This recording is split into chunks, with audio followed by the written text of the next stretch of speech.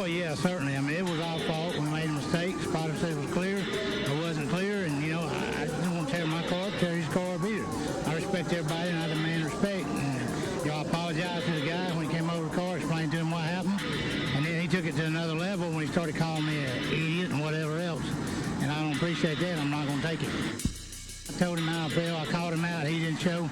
And so, I'm good with it if he's good with it, but I'm not going to be disrespected by no means. Yeah, I guess I had a dinner date at Applebee's last night that I didn't find out about until it was too late. It's a shame. Love their riblets and boneless wings, but... All right, folks, welcome back to Meet Me at Applebee's, your number one unrefined motorsports podcast. It's Brien here with Rob and Ashley, and we have Talladega to catch up on this week. Folks, how we doing? I'm tired, Brien. I have a feeling Truelove is probably just as tired as me, though. Is that the case? I am tired and itchy. Very itchy. I'm not itchy. You didn't mention the itchy part earlier. Yeah. I thought I'd save that for this moment. Yeah, you win the Desperation Olympics, that's for sure. Was this another sunburn issue? No, I did good with my sunburn, except the front of my neck. I forgot to put sunscreen there. The front of your neck? But just the front. The back's covered with hair. So you got a nice tan to match your boot tan line from last year? Yeah, but our campground was covered in ants. Okay. Yeah, I heard tell of that on the NASCAR camping Facebook group. Yeah.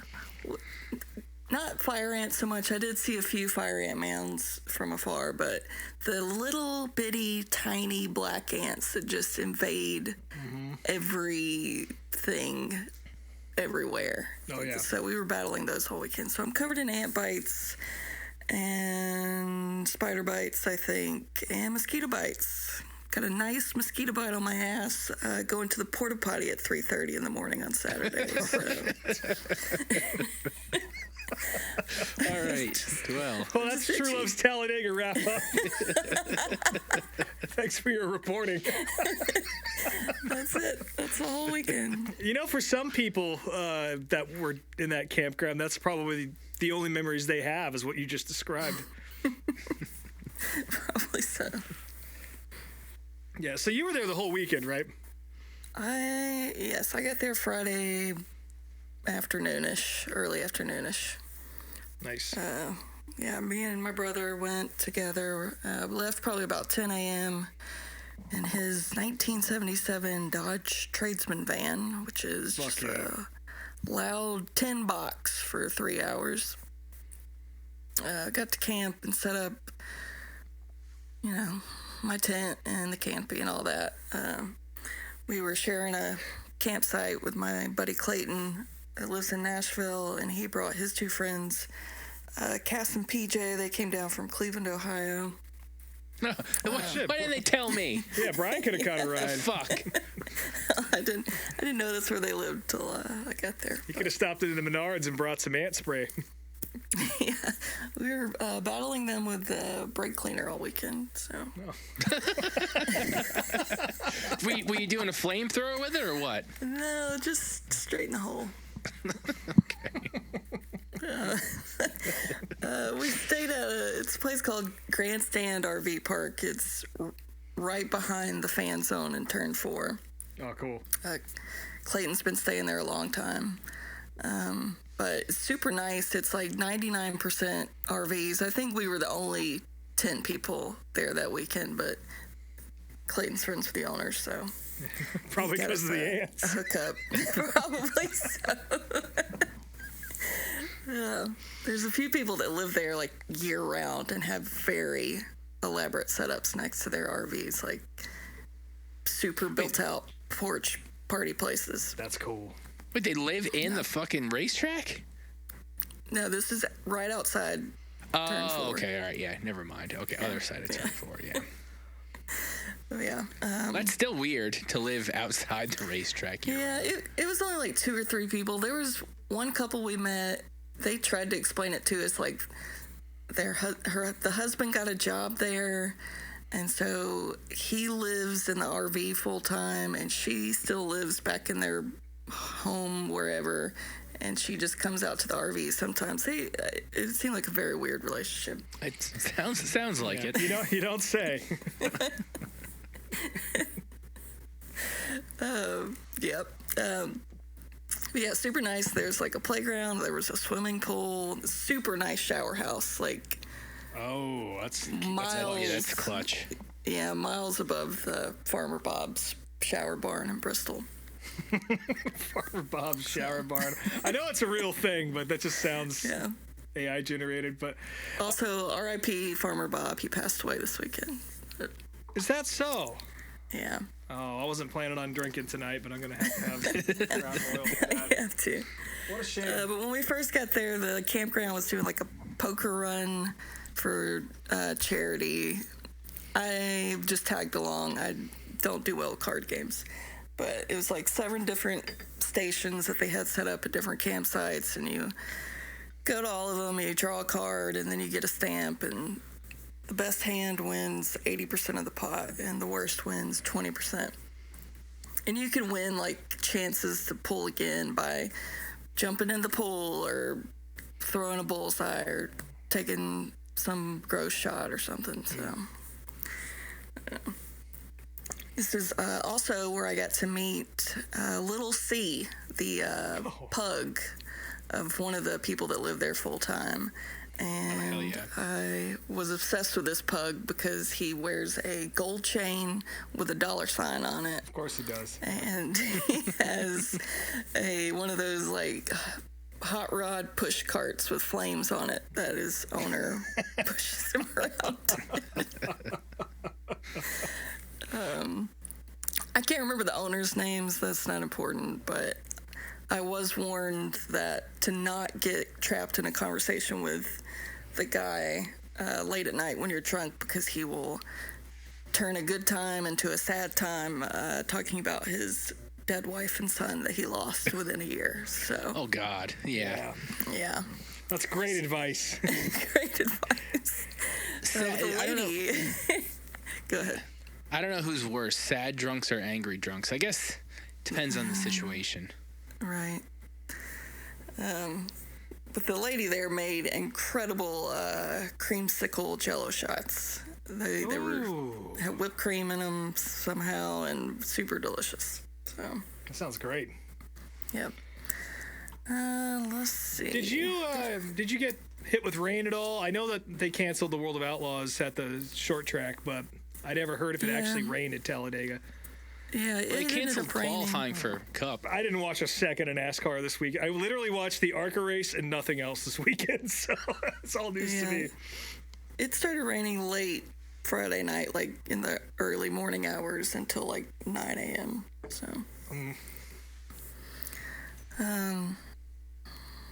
What else? There was a guy riding around on a motorized bike. I think I sent y'all a video of it. He had a Larson flag on the back and a Larson Hey Dudes on, and a very janky number 5 shaved in his chest. Yes, he did. Picture of that so bad, but couldn't track him down again. Probably There's wasn't also the only another one. guy that lived there full time named Marlon, who this man had to weigh well over 400 pounds and loves to cook. And he... You don't say. He fixed the world's largest pot of chicken and dumplings, and these were quite possibly the best chicken and dumplings I've ever had in my life. Sounds about right. Sounds amazing. Yeah. So I ate 2 bowls that night, and then probably another 2 bowls much later in the evening when we came back. But yeah, he was also a ladies' man. He had a couple ladies that he was kind of bouncing around with too. So Well, I guess if you make chicken and dumplings like that, then you probably pull a little bit more than you normally be able to. that's true. Friday night was also, they were doing the big one on the boulevard. So around 7, we decided to walk over to the tram and go on the boulevard, and the lady running the tram was taking her job very, very, very seriously and was not going to let us in without infield passes, even though everything that the track posted online didn't say anything about that. But eventually, once there was like 10 people standing there saying, "We're not leaving till you let us on this tramp," she let us on the tramp. So went to the boulevard. We took like a lap down. It wasn't anything too crazy at that point. The sun was still up. There was like a guy in a Hulk Hogan costume with fake muscles running around. I did spot a couple walking down the boulevard. The guy had on an Abe Lincoln hat and the Abe Lincoln beard, and his lady had on a full Indian headdress. But beyond that, they were just wearing T-shirts and cargo shorts. So I'm not exactly sure what those choices were, but Blew all their budget on the top half of the costumes. also spotted the RV that Biffle stayed in last year on the boulevard. I guess the person that bought it brought it back this year, so that was cool. That's cool. It still says "Honk for Daddy" on the back. So. Also spotted the cowboy pillows ladies Ah, on the yes. boulevard. Yeah. I didn't. I stupid me thought cowboy pillows was actually some sort of pillows and not just horny T-shirts, basically. No, Tits, yeah. just tits. Yeah. Just tits. There's supposed to be a driver parade down the boulevard, but they were running behind schedule. And so we were like, all right, we'll go on a quick side mission to find real bathrooms because everyone needed to use the bathroom at that point. And ended up missing the entire parade with that one little bathroom break. So the whole reason we came, we missed it. Were the bathrooms at least clean? I think that says it all. Yeah. The permanent outdoor bathrooms in the Talladega infield are not great, but they're still better than a boulevard porta potty. So I'm gonna say this is the Truelove's piss trough segment of the week. Yep. Yeah, who suggested that again? My buddy Dylan Johns out here from Toledo, go-kart racer. Yeah, he suggested Truelove's piss trough, and that's I don't have anything to complain about yet. I will later. Yeah. We missed the parade, but the drivers still went up on stage after the parade, and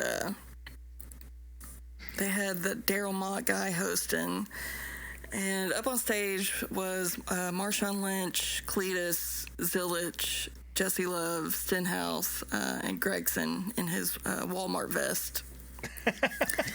And the first game that they played, it was like a trivia game where each driver was paired with a drunk fan from the crowd, and they would go up against another team.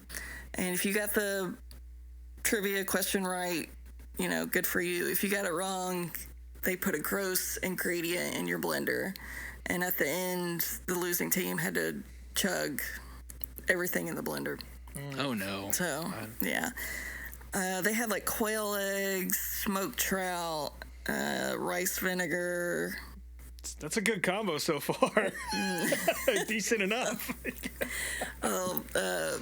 Cletus's team lost, and before Cletus drank it, Noah Gregson was dry heaving just thinking about Cletus drinking it. Like, he could not stop dry heaving. And then, so Cletus drinks half of it, and then he hands it over to his fan partner, and he chugs the rest. And I spot Noah Gregson puking in the background just from watching this. So. Well, we all know he's got a very sensitive stomach. So Yeah, it's not the that first time tracks. he's puked in public. He's a puker for sure. And Cletus puked afterwards in a bucket. But. And then the next competition was like stacking Coke cans. I don't know. We left shortly after that. After the puking. After the puking, you know, we saw what we came to see or whatever. We took another. We walked down to Dega Nation which I talked about last year some, because there's supposed to be a Leonard Skinner cover band. Oh, yes. And yes, so we walked down there. waited forever for this band to come out. They played one song for a bunch of people, drunk dudes in like Dega Nation noggin bosses. And then they left the stage. So we saw our one Skynyrd song and went back to the Boulevard. It wasn't Sweet Home Alabama, was it? No, I can't remember off the top of my head right now. That's fine. At least it wasn't Sweet Home Alabama. No offense, but... Yeah, took another lap down the Boulevard, and my buddies that I was with didn't want to miss the tram, because once the tram stops running, you're kind of fucked getting out of there, the walking, so... Yeah. Took the tram back, and then once we got back to the camp, we decided to just hit up all the parties in the campground, because they were going pretty strong, so... Yeah. Ate some more chicken and dumplings, took some more Jell-O shots, hung out with Little C some more... Clayton played some songs at some point. There was lots of Hank Jr. sing-alongs. And I was in my tent by 11:30. That's not bad. It's not bad. It's a pretty controlled night right there for Talladega. Yeah, the other guys, they went to North Park, but I knew better than to add that to my night. So, yeah. In bed by 11:30. I woke up a couple hours later. I had to walk down to the porta potty to pee. And I made it back in my tent right before the rain started. And then, like I said, it rained all night long, like pouring until 9 a.m. Luckily, I stayed dry. But I woke up at sunrise and I had to pee again. I was like, I am not trying to go out in this pouring rain to the porta potty. So I lay there till like 7:30. And then I was like, fuck it. I'll just go pack up my things and take my umbrella and go to the shower houses and just start my day from there. So, still a little drunk, but that's when Saturday shows up. To be expected. Saturday, last year we were at the race and the ARCA race happened around us, but we didn't watch it. But this year we decided, since we were already up, that we might as well go see the ARCA race, and we wanted to see Cletus, so we walked to the fan zone first. Hamlin was doing a autograph signing, and I bought that new Ube Hawaiian Rolls shirt that Ryan Williams designed. Ooh, I think looks so good in person. You don't even like Hamlin. I do like Hamlin. He's my third favorite driver. What? Yes. This is news to me. Rob's the Hamlin hater. Yeah, I'm definitely number one on the list. There's no question about that. No, there has been a little bit of a turn in the past couple years. Because I remember a few years ago, especially after Chase and Denny got into it at Martinsville that one year. Right. Yeah. I mean, I forgave him for that after Chase won his first race. Never forgive. Never. That's what this fandom is all about, is unreasonable grudges against people you don't know. Yep. I mean, I definitely have a few of those, but I've forgiven Hamlin a long time ago. I also wandered into like the official Dega merch tent, and holy shit, those prices. They were like $50 hats, $50 crop tops. I was like, this isn't even a full shirt. I saw, I don't know if it was from Talladega or not, but I saw a reel on Instagram of some kid in like the official NASCAR merch tent and just like looking at all the prices, just like, no, this is insane. Like $50 bucket hats and shit. Like who's buying? Yeah, it was crazy. There was a Samantha Bush Stay Rowdy Rolling Stones shirt that Brien really wanted me to get him, but I sent that to the Rolling Stones legal department, so they're gonna get on that. Good, take him down. And then Brian's gonna sell them at Speedway Screens. Listen, I don't have any Kyle Busch merch at the moment, but I feel like next time I get something in, I have a signed Samantha Bush 8x10 that somebody gave me. I don't know why I have this. I don't remember where I got it, but somebody's going to get hanging over your mantle. Yeah, you're going to take it out of the frame, off the wall, and give it away. Yeah, we went to the ARCA race after that. All right. Well, We got there, I think we missed like the first 30 laps. So we got there like 30 laps in. So I think we got there right as some girl whose name I don't remember had wrecked by herself pretty hard in the wall. I'm trying to remember because I watched most of it. I didn't watch it incredibly closely. I was at the bike park for some of it, but I had it on my phone, at the end. I don't remember that wreck particular. I do remember there was like a single car spin, and then somebody ARCA braked themselves into that car spinning. Oh yeah, It definitely happened. That was good This was stuff. a little more of a traditional ARCA race. I feel like the last handful of ARCA races have been fairly clean, minus the whole Geo incident a few weeks ago. But this one had a few traditional ARCA moments in it. But yeah, you did have Cletus was running good all day. A lot of the ladies were doing pretty well. I mean, Isabel Robusto almost won the thing too.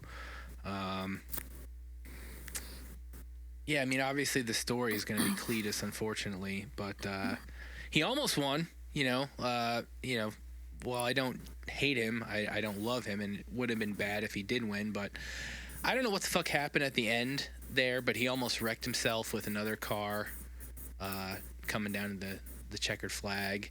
Like I think he had a deal with Andy Jankowiak to where I don't know if they had an agreement to push each other or Cletus was going to push Andy, something to that effect. But Cletus got into it with whoever the hell he was on the inside of him. It was Gus Dean, I think. Yeah, Gus Dean. And then The only time that name will probably ever be mentioned on this show. but that gave the win to Andy, which, Great. Awesome. I love it. Yeah, I know you're a big fan as a modified guy, and I at least am aware of him, and I don't really have any ARCA favorites, but I mean it was cool to see him win, but it was definitely not cool, and I've already nominated these people as the DARF of the week. Yeah. Although there is a There's an second addendum. place finisher. Yeah.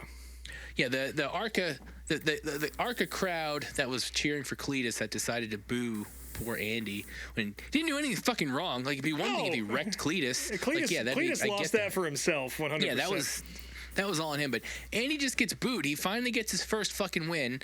He's one of the two pizza guys in the goddamn field, one that has actual talent, and works his ass off to get to where he is and wins this fucking race finally, and then just gets booed just because these stupid fucking Cletus fans that don't know anything about racing, they're only there for Cletus. That really pissed me off. Yeah, I didn't like that. That was kind of cold, but still, Andy Jankowiak picking up a win. Good to see. That guy, he works really hard to be where he's at. And he's not too bad in a modified either, so it's nice to see someone from this corner of the world. And he's also stage. Kind of a interesting, unique personality from what I've seen of him. Oh, yeah, he's a weirdo. He's great. Yeah, I like weirdos. Fucking weirdo. So I'm into that. He's a vegan pizza delivery driver who also races modifieds and ARCA cars that he builds himself. So, fine by me. Yeah, for sure.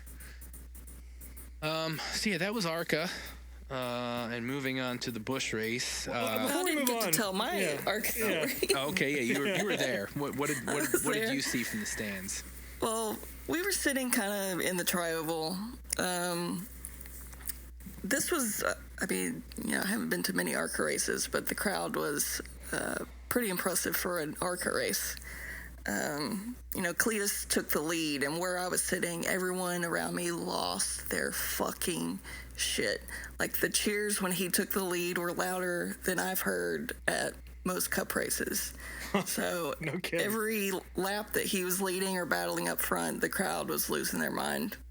And then, of course, when the big one happened with 7 to go, the crowd also lost its mind because people like a hot mess. Well, they came to the right place. Yeah. But yeah, the last lap when Cletus had a chance to win, the crowd was on its feet. The energy was insane. It was honestly bigger energy for this last lap than the last lap on Sunday. Yeah, I could see that. Yeah. And, I know I saw the replays where Andy J got booed. Where I was sitting, I couldn't hear any boos, so I didn't, experience that. I mean, I was pulling for Cletus, but I was very happy to see Andy J win, and I would have been happy to see Isabella win as well. Yeah, but Andy J, when he won, he parked his car so far, like start finish line is already so far down there, and he parked it even further past that and like close to the inside wall. So no one in the grandstands could even see him when he climbed out to celebrate. So I thought he was in a weird spot. Yeah, he was in a very weird spot. But Cletus, when he parks right on pit road, right in the middle of everything, and everyone can see him. So he climbs out and celebrates, and the crowd cheered for that, of course. But I mean, Andy's never won an ARCA race before. He wouldn't know where to park it, I guess. He was new. But I did also see, I can't remember if he said 25th or 35th anniversary this week of his dad passing at Stafford. So yep, to the date. That also, yeah. That's right. Yeah. But yeah, ARCA was fun. I mean, the crowd was, like I said, very amped up. The cleanup for that big one took so fucking long. And our plan was to leave after the ARCA race, go back to camp and fix sandwiches. And I'm just watching the clock tick by with every wreck that happened and how long it took him to clean up. I was getting very hangry at that point. But we did manage to make it back to the camp and I left the house and walk back. I left the house to get zen at that point. I was like, yeah, I'm fucking done with this race. I don't care. Drove to the gas station, drove all the way back, and they still hadn't gone green yet. It's like, fuck. I mean, when that big one happened, it started coming out of turn 4, and there were cars wrecked all through the grass, all down the front stretch, and going into turn 1. So they had a mess from one side to the other to clean up, including that beautiful heat wave car that looked very good in person. But yeah, then so no sandwiches. Back you did get sandwiches. No, we did make sandwiches. We huffed it over there, made sandwiches just as the sun decided to come out. It was like, oh, you're walking a pretty good distance, let me roast you alive real quick. I was like, okay, perfect. Thanks. Yep. But yeah, came back to O'Reilly and met up with Clayton and them, and of course, with me dying in the heat, they had decided to sit at the very top row, so I had a nice little stair climb. Perfect. But from up there, we could also see behind us the little kids go-kart racing or whatever track set up. So we could look in front of us and see the O'Reilly race and look behind us and watch children race go-karts. So the future stars of the O'Reilly series within 2 years, probably. We were also sitting near the only Austin Hill fan I have ever experienced in my entire life. Interesting. Was it his dad? It was a younger-ish, maybe early 30s man. Does Austin Hill have a brother? I don't know. Let's look it up. Get on the Wikipedia. Yeah. I did see one of his friends chug a beer through some kind of device that looked like a bald eagle, so. And one guy from that group knew me from Instagram and asked for a picture, so. A lively bunch. All that Google has to say about this is that Timmy Hill is not Austin Hill's brother. So. Thank God. Well, yeah, so I guess that'll bring us into the Busch race. And this was absolutely the best race of the weekend. Like, just action-packed the whole time. Tons of passing. Started off early with the eye doctor himself, Patrick Starpoli. Somebody got into him. I forget. Sawalich, yeah, got into him and wrecked him. But only a couple cars got involved. I want to say Tyler Ankrum, he was in the race. He got wrecked. Somebody else did. David Starr, too. So, yeah. All the greats. Tons of passing up front. Speaking of Austin Hill, surprising day for him. He was really nowhere in contention most of the day. I mean, he got up to second place at the end of stage 1, but Jesse Love was leading for a good portion of it. Yeah, that's when that one guy was losing his mind. So Okay. he calmed down the rest of the race. Yeah. I really don't know what the hell happened to Austin Hill. I mean, he didn't qualify great. I mean, he was still in the top 15, but just was really not in contention, which was really surprising for him. And, like I said, Jesse Love was up there. Speaking of Jesse Love, there was one point where he did an amazing job. It was very cool to watch, weaving around the JRM cars that decided to weave up into the pack when they were coming out of the pit road. And this was a new rule that NASCAR enforced. They were the first ones to feel the repercussions of it. I guess last year in the Cup races, drivers were blending up into the field early to kind of break up the pack and slow people down, and NASCAR caught wind of that and decided to penalize drivers that did that.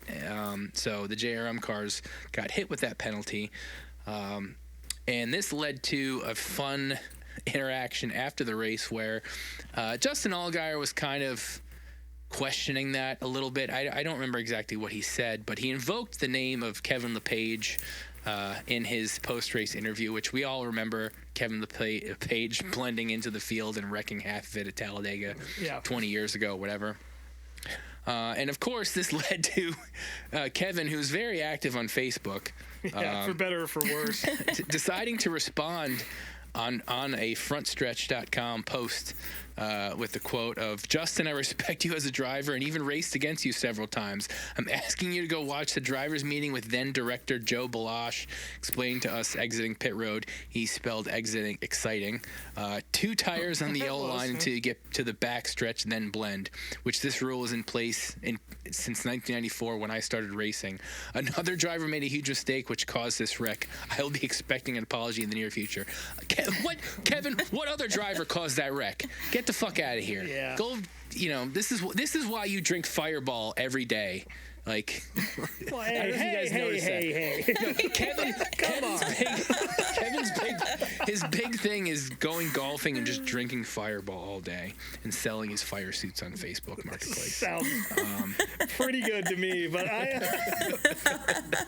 couldn't tell if he was trying to be a little tongue-in-cheek with that or not. No, I don't think he was. think so. It I think seemed he's being very he was. serious. Yeah. Yeah, but when you raced in the top level of NASCAR for many years, and the top of the highlight reel is you doing the exact same thing that essentially brought this rule into existence, you don't really have much of a leg to stand on here. Yeah. Like I said, the race was amazing. At one point, Sheldon Creed had an absolute balls of steel pass on Jesse Love on the outside of turn 3 and 4, almost getting to the wall, but still getting around him. That was incredibly cool to see. This led to him and Brent Cruz and Corey Day kind of battling towards the very end for the lead, and there was a wreck coming out of 4 that brought a caution to end the race. But to be honest, by the time they called the caution, neither Cruz or Creed had anything for Corey Day. They had no help. It was only 4 or 5 cars. Both of the Burtons and a couple other cars wrecked pretty hard. But like I said, without any help, neither Creed nor Cruz would have gotten to Corey Day anyways. So Corey Day earned his first ever Xfinity Busch whatever series. That's Talladega of all places. I never saw that coming.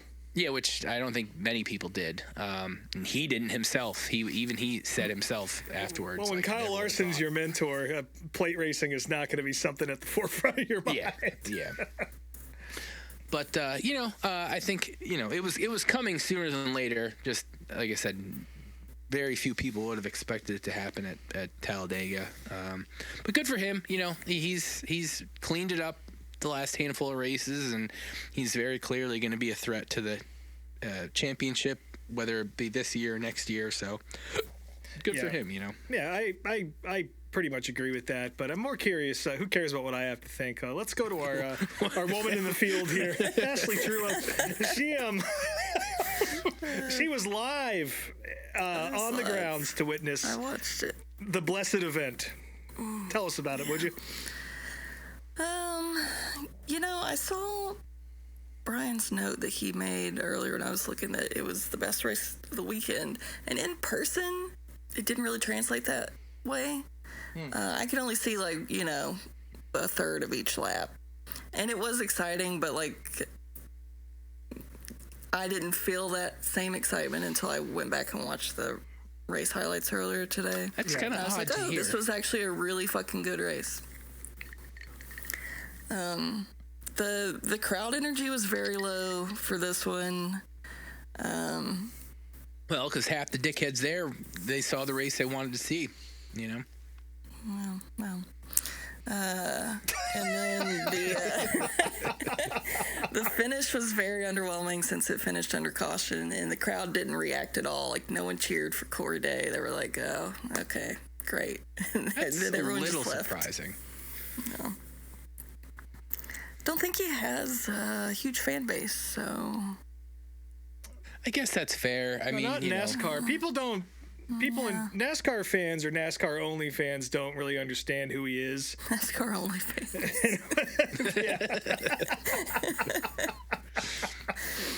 You know what I mean, but maybe we should go ahead and copyright that while it's still available. But yeah, obviously, dirt folks know about Corey Day, but the greater world doesn't. So I think they just kind of view him as some random, presumably rich kid who just got dropped in the fastest fucking car in the field and has wrecked it 5 out of 10 times he's driven it. So I get it. I'm not surprised to see him win. I'm actually a little surprised to see him win this early, especially at Talladega. But it just doesn't bother me. I'm not really a Corey Day fan either, but I do get tired of hearing about how shitty he is and blah blah blah. It's just because the kid's raced 15 fucking Xfinity races and he's supposed to be a star already, and I just don't think that's a fair thing to say about him. But he certainly earned the vitriol as well. So hopefully this turns it around for him, and maybe he'll find some personality in his interviews. Did he give an interview that was worthwhile, or was it kind of like a? I left immediately. Oh. I was gonna save this comment for the Hocevar post race, but yeah, that's it was the same energy that he gave when he won the high limit race, a few nights before, which was no energy. You barely just nothing out of him, which is, especially for a 19, 20, however young of a kid he is, just nothing out of him, which I think it's going to make it hard for fans to connect with him, So, for as good of a driver as he is, he's nothing, absolutely nothing there personality-wise, so. I did see a lot of great Instagram content of Jason Kelsey being there. Yeah, he's on the pit crew, on right? his pit crew, so that's cool.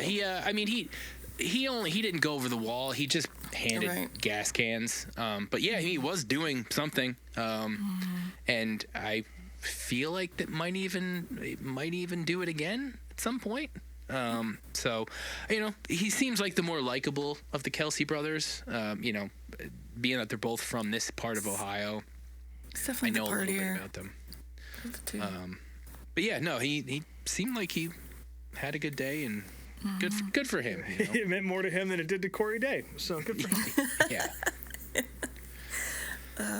After the race, we left, and we're walking with the crowd. The crowd's kind of head towards the fan zone, and we got to cut through there to go out to our camp behind there. And I noticed that Carson Hocevar is walking behind us, and he's with a friend, and he's got on his Sabrina Carpenter shirt, and he's just blending in with the crowd. No one is noticing him. I'm watching.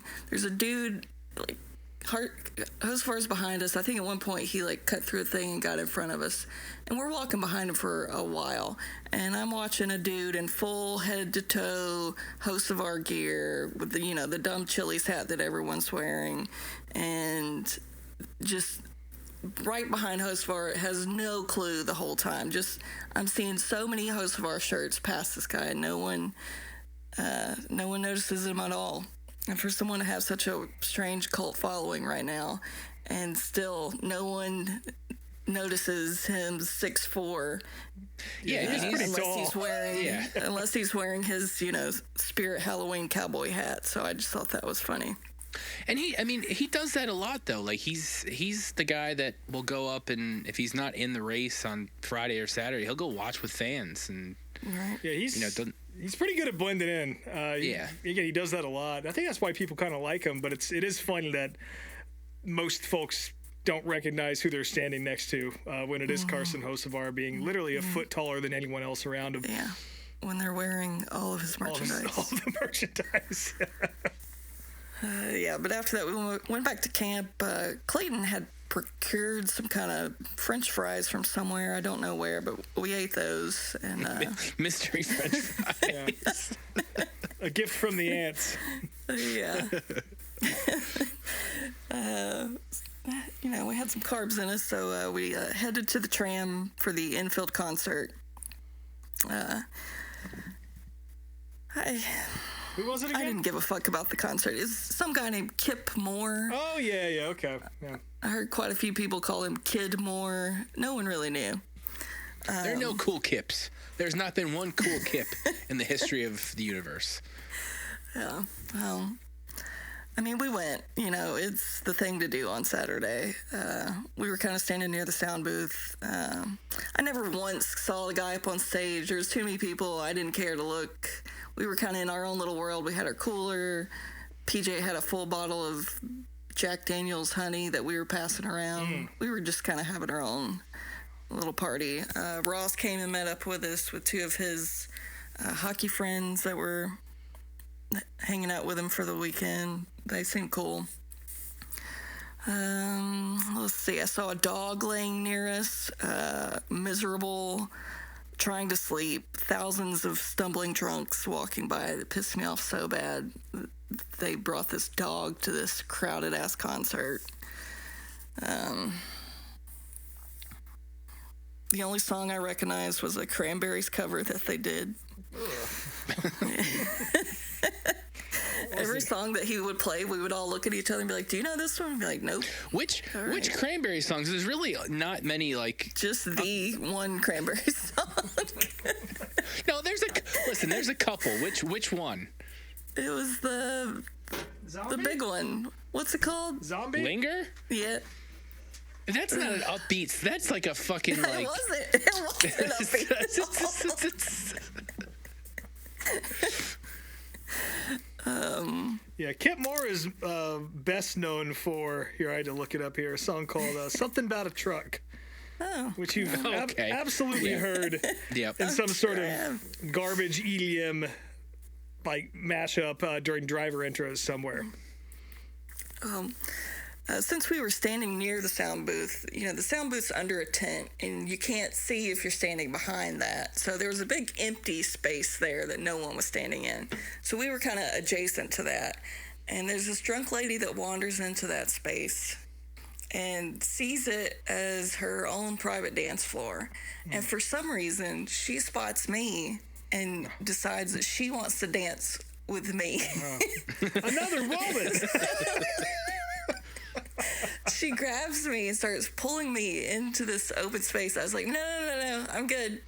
I'm drunk, but I'm not that drunk. Mm-hmm. And she's like, my husband, he won't come party with me, and he told me just go party by myself, and you're so pretty, and I just want to dance with you. I was like, ma'am, I don't want to dance with you.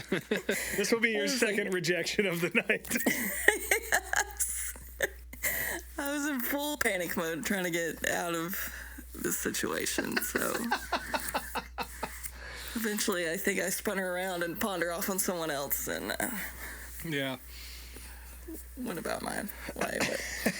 But, we left the concert early. We went to the Boulevard, but Saturday night the Boulevard is so packed that it's like sardines in there. You have to form a human chain and hold on to your buddy's cooler in front of you if you want to not lose your friends. So Yeah, that's not for me. yeah, I wasn't drunk enough for that to be entertaining. You know, it was just so packed you couldn't even really see any of the debauchery happening. I did happen to run into Harris and Emily Lou in that chaos. Nice. So yeah, it's good to see them. They were there all weekend with the heat wave people. Yep. Lots of dudes in Speedos. You know, every year it seems like the female population in Talladega just decreases lower and lower, and it's just Weird. ugh, Yeah. Who would have thought? Yeah, so I think we were back on the tram to head back to the campground by like 11. The campground had a food truck set up out front that was run by two boys from Louisiana. So they were still open when we got back. The one guy seemed incredibly drunk, but he said he would cook us up some catfish, and I needed some food. So got us some fried catfish, some hush puppies, and I think there were French fries and a multitude of sauces to choose from. So he whipped us up some stuff in his drunken stupor. At one point, he cooked my food, put it in the styrofoam plate, and then sat the styrofoam plate on top of his hot grill. And his friend that was helping him with a broken arm was like, "What the fuck are you doing?" As the styrofoam just melts all over.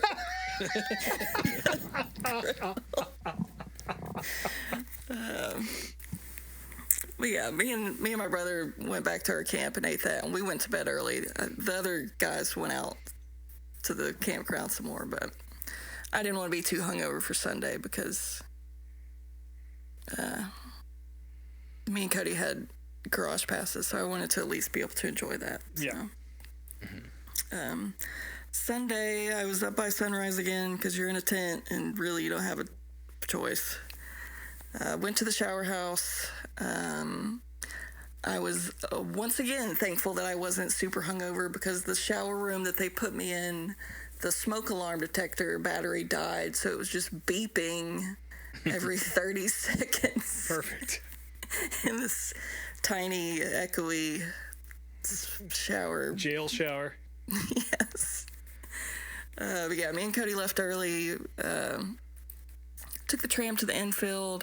I wanted to do like a quick little half lap on the boulevard just to kind of see the aftermath. I didn't see anything too crazy, just lots of trash. A couple dudes passed out in camping chairs. Yeah. We went to the garage after that to look for Ross because the night before he told us he'd be cooking up like ribs and chicken wings and for us to come by. But when we got there, he had a line out the door. I could tell he was like in the weeds, so I didn't want to bother him. I did a lap around the garage, and I don't think I've mentioned this on the show before, but have y'all seen this lady on Instagram? She's called the Racing Teacher. Oh, yeah. Yeah. Yeah. Well, she blew up at the beginning of the year because, you know, her classroom was decorated and all this NASCAR stuff.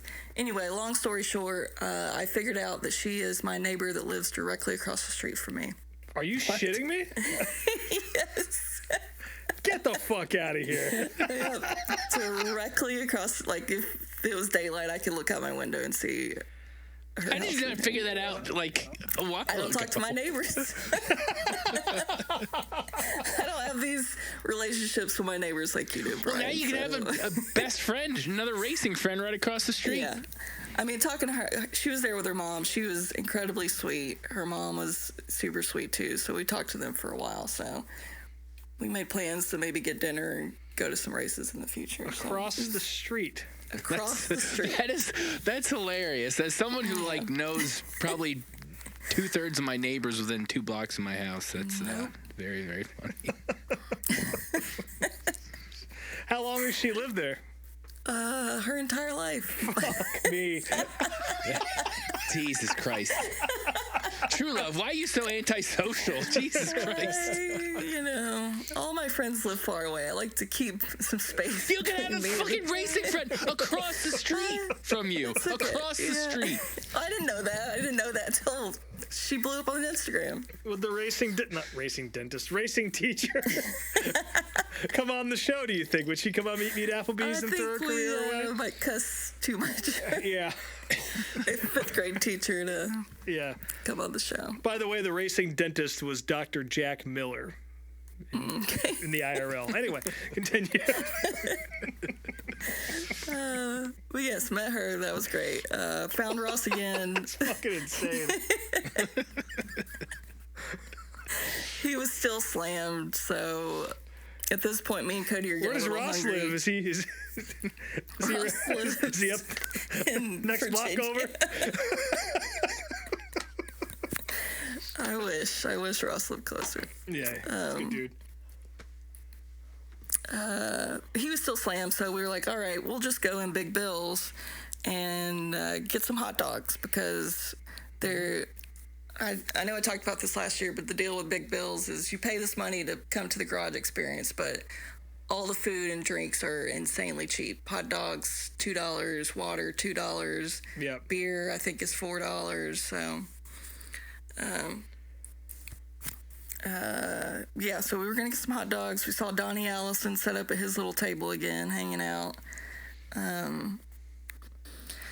Get in line for hot dogs, stand there a really long time, and then a whippersnapper comes out and said, hey, if you're here for hot dogs, we're out of hot dogs. Ooh. Yeah. Go to the next stand, out of hamburgers. Go to the next stand, out of Italian sausage things. So Big Bill's ran out of food about an hour before the race. Ooh. Yeah. We go back to Ross. Ross is done. They ate all of his food. He has nothing left. Perfect. We eventually found a stand outside that had a few hot dogs left and got a couple, but it's getting touch and go there for a second. That's crazy. Yeah. For how, like, I know it's packed in there and those people are eating all day long, but for them to run out before the race even starts when they know all these drunk people are about to be eating and drinking for the next several hours. Yeah. Yeah, that's pretty bad. But yeah, so then we took a lap down pit road to check out the cars. You know, Hamlin's car in person looked so fucking good. Lo and behold, as we're walking past Hamlin's car, I think we got to William Byron's car, I noticed my little anime guy from Nashville Fairgrounds set up laying on the ground with his anime figurine in front of Byron's car. I was like, no fucking way. Luckily, that's not the car I wanted to see, so I kept walking. Riley Harp's beatbox car looked very vibrant in person. It's a good-looking car. The Doritos car was great. Were there any cool T-shirts of that? Because I was hoping I didn't see anything posted. I didn't online. see any either. I love Doritos. I want a Doritos car shirt. Chef Boyardee car looked pretty good in person. Oh yeah. More so humorous, just because it had random cans on it. But Yeah. checked out the Chastain underwear car. That was gross. Yeah. And then the Gregson pickle beer car was also 10 out of 10. And a great shirt for that, too. So the back of it on the spoiler said, honk if you love pickle beer. Did you see, and I don't know what her deal was, the granny that had the lap dance to the winner sign? Like, what the fuck is that all about? I didn't. I mean, I know I've seen that granny all over the internet or whatever, but I didn't happen to see her on pit road. So, they give away a lot of pit passes for Talladega, like too much. It's pretty insanely crowded on that pit road right before the race, so Yeah. it's hard to really spot anyone. I know I saw on Instagram like the day after. It's an account that I follow. It's these kids named Solo and T-Bone. They do a segment on their Instagram. It's called "Taking My White Friend to Do Black People Shit." Oh yeah, that shit is hilarious. Yeah. I think they're in Cleveland. Like I've seen one of them in Cleveland. Yeah. Yeah, I think they're based out of Cleveland. But I love them, and they were there, and I'm bummed I didn't run into them. But not the first time they've gone to the racetrack. Is it not? They went to a dirt track somewhere. Oh, yeah. I didn't see that. Nice. That was obviously in the white people stuff column.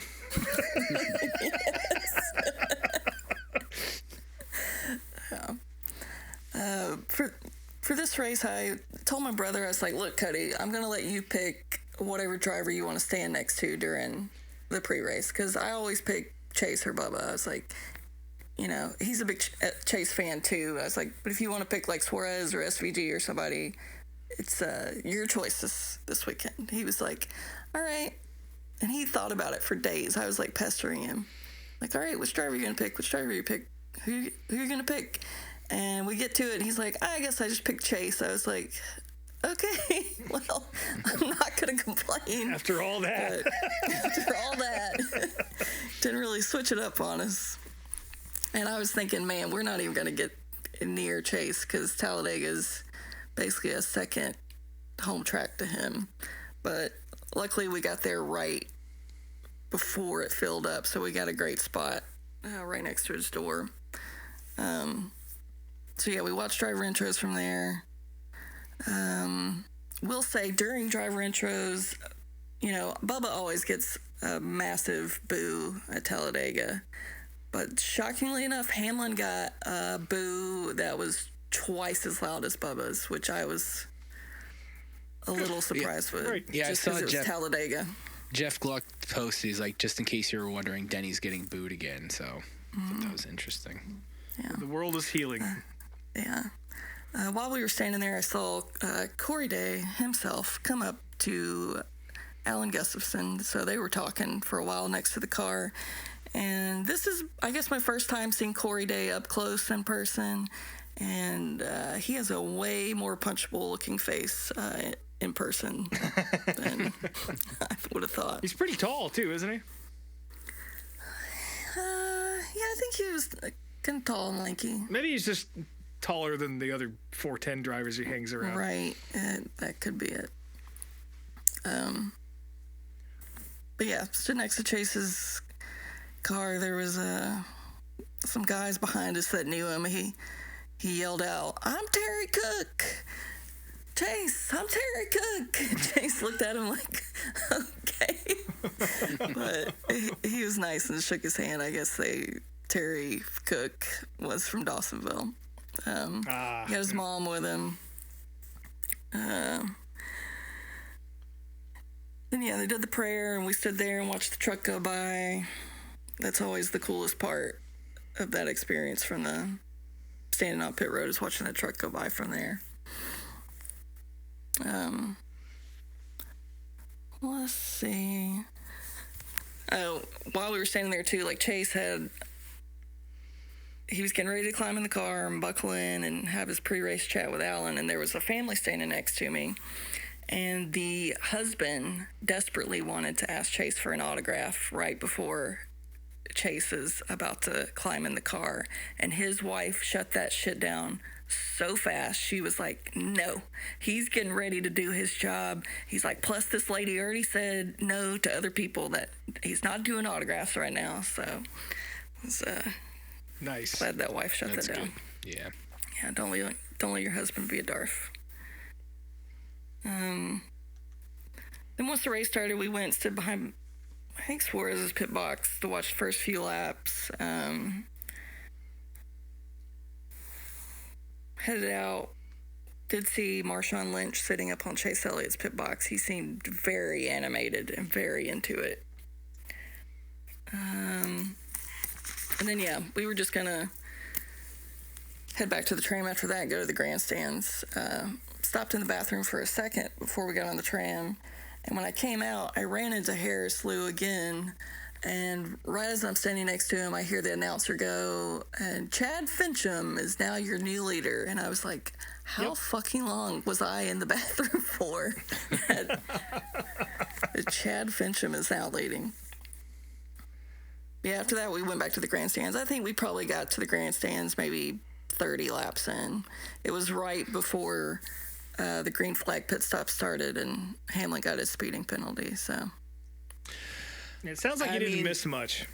Yeah, no, I mean, the first stage was just, I said last week, like, I wasn't really going to be paying too close attention, and I really wasn't. I mean, they tried this new strategy of flipping stages, and, there were a handful of teams that decided to not fuel save, and Hamlin was one of those. Chad Fincham was the other. Yeah, Chad Fincham. Yeah, there were a couple guys that tried to do that and pit twice, and it didn't really work out that well. But yeah, it was just fucking boring. Like they had, the throttle, gauge on the screen. They're doing 30-40% throttle. It's like, what are we fucking doing here? So yeah, that was the first. Technically, the first stage was the first half of the race, and yeah, nothing really happened other than some speeding penalties. I forget when exactly in stage 2 the big one happened, but the big one happened. That was a deal where, who was it? Ross and Bubba were battling for the lead, and Bubba and Ross both moved up to the middle lane, and then going into 3, I guess that part of the track is kind of bumpy, and also when Bubba got in front of the center pack, there was kind of an accordion effect, and that, got into him. And apparently the Toyotas were not really handling pushes well all day long. Like, there were multiple drivers that said that. And, yeah, 26 cars involved. Not all of them were out. Like, there were a handful of guys that, kept their cars together enough to continue on. But, yeah, just a fucking mess. Like, just a shit show. And then other than that, the race was just like, cars couldn't really pass. This cup car is just such dog shit. And it's so sad to think about. Talladega is still on my bucket list of tracks to go to, but I don't really care at this point. Like, until they fix super speedway racing, like the only plate track worth going to is Atlanta, as far as I'm concerned, because they just can't pass. And we saw that, at the end. It was just side-by-side racing the whole time. Nobody pulled out. I mean, granted, there weren't as many cars on the track, and there weren't enough cars to generate a third line. There weren't enough cars to really do much of anything. It was just back and forth the last 20 laps. One lap Carson would lead, the other lap Buescher would lead. It was just whoever was pushed just enough at the right point to have the lead.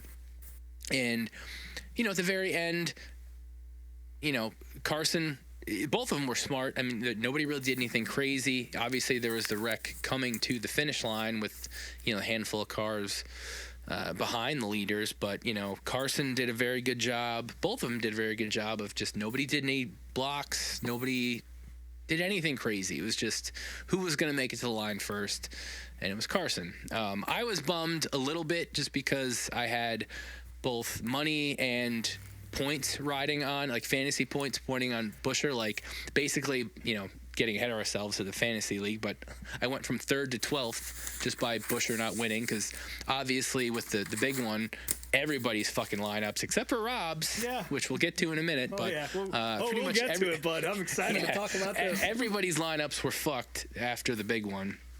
But yeah, I mean, I like Hocevar. I think I was I think I was on board before both of you were a couple years ago. Oh yeah. Truelove is not on board, but I'm a true hater. Yeah, Rob is now. But I was on board with Hocevar in the truck series still, and I was very happy to see him win, regardless of me actually pulling for Buescher to win. But yeah, then came after the race, and Stacy and I were texting, watching, and we were just confused, like, what the fuck is he doing?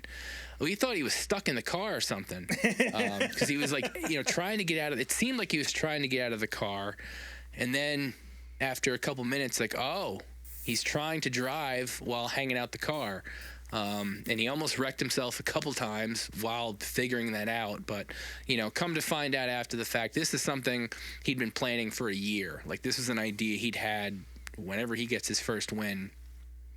This is what he wanted to do. And no better place than Talladega to pull that one off. No better place, not from just the fan perspective, but also actually doing it. Like, there's no way if he wanted Bristol, he couldn't have done it at Bristol. Like, it had to have. It only would have worked. He really couldn't have done that at Bristol. It only would have worked at a big track where he had a lot of room to do this. But I would put this as one of, if not the best ever post-race celebration of all time. Oh, we're seeing that for the rest of our lives, man. Yeah, and regardless of what you think of Hocevar as a driver, I mean, he has really cleaned up his driving style.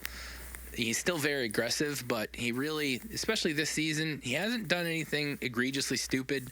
He hasn't been wrecking people. He's been contending for wins. He's doing really well, and he's going to be a star, and this was his star moment. I mean, I don't know how you can see that and not, even if you're not a fan, not appreciate that moment. Like, it was so fucking cool. Yeah, I mean, we'll hear the counterpoint in a second, I think. Yeah, I'm sure we will. But yeah, I mean, it was. This is what the sport needs. I mean, everybody talks about, Cletus is good for the sport. He brings all these outside fans and whatnot. And yeah, I guess there's a point there, but also the majority of his fans are not racing fans. They're fans of Cletus.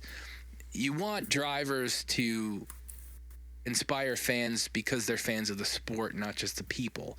And like, Carson is a NASCAR fan. Granted, he's a Cup Series driver, but he's very unabashed with his love for the sport and how he's wanted to get to this level his whole life.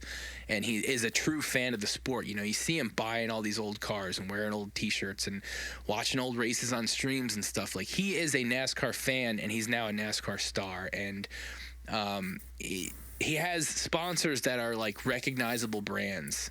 The Chili's is very good with promoting him and promoting the sport as a sponsor. And this is the star making moment, and he made the most of it. And yeah, I mean, it was just great and good for him. Very glad that he's gotten the first one out of the way, and I'm assuming there's going to be plenty more to come. But this was just a great moment for the sport overall, as far as I'm concerned. Yeah, I loved it. You guys probably already knew that. I was actually stuck in the infield at Stafford during a red flag period. We had our own hour-long cleanup at the Sizzler, and I was down there in the infield trying to conserve my phone battery. So I was just standing there, couldn't charge my phone, couldn't do anything. So I was just enjoying a nice spring day under the sun. And this group of guys next to me, they were stoked. They're like, holy fuck, Hocevar won. And he's like, where'd Priest end up? He's like, he's spinning. Oh, fuck, but at least Hocevar won. Yeah. So that was funny. But yeah, I was stoked to see it.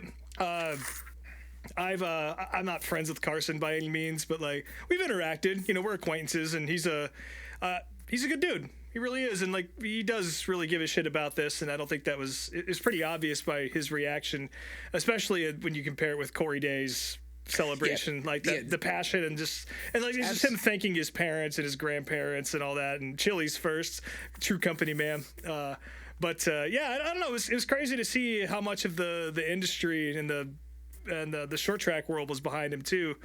My phone was buzzing like crazy throughout that entire thing, and I'm stoked to see it. All right, party pooper, let's hear it. I mean, I didn't feel any of that. Didn't feel any of that joy that y'all experienced. I mean, everyone knows that Larson is my most hated, but Hocevar has moved up to second on that list for me. It's insane to me. I don't get that at all.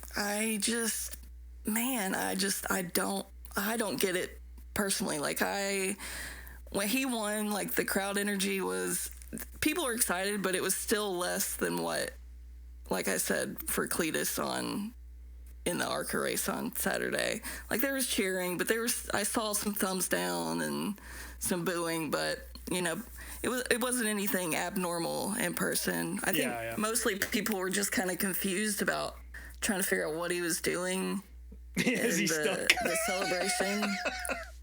And I was filming it, waiting for him to like crack his skull, which didn't happen. But almost got to see that when he slammed it into the flag stand. Yeah. I don't know. I mean, I know he's just not for me. The Dale Earnhardt comparisons are out of control. The Richmond window.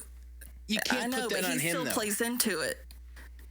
Like all the Richmond window comparisons I've seen this week are just what the fuck are we doing? I think that's a little bit of a stretch from outsiders there. Mike Joy was the one who put that on him. You can't pull that against him. Well, to me, it's just I just find him cringy and contrived, and it's just like pandering to a generation that wasn't even alive when Dale was and have no clue what they're talking about. I mean, he's just not for me. Like I just know that he's not for me. He's for this broccoli head generation that I just can't relate to. So I think there's an in between there, because I personally he's not Dale Earnhardt. He's not, but he's tuned in to what NASCAR is. And he also is able to, he does the Twitch stuff. He is online. He's able to interact and connect with, a certain younger fan base, but I can appreciate it as well. I just can't personally relate to that. Let me simplify what you're saying, Brian, or at least I think I might be simplifying it. I think he's a real dude who just doesn't give a shit, and there's not a lot of that that's also out true. there. And again, when I was at the Chili Bowl and I was standing next to a slot machine with him, it was very evident that I was 20 years older than he was. And I was like, holy fuck, I feel old right now in this situation, standing there talking to Sheldon Creed and him or whatever. And I was like, I'm too old to be in this conversation. I'm going to back out and go eat my BLT. So I think it is just a generational thing, but it does connect with people that are younger. And again, to me, the short track connection and his willingness to dabble in other shit is what really helps too. But I just think he's relatable, and I think that there's a shortage of that sort of thing out there in NASCAR. Because on the flip side, you got guys like, not to rag on Ty Gibbs, but he's this kid who grew up in the Cup system. His life was planned out for him to end up in the seat that he's in right now.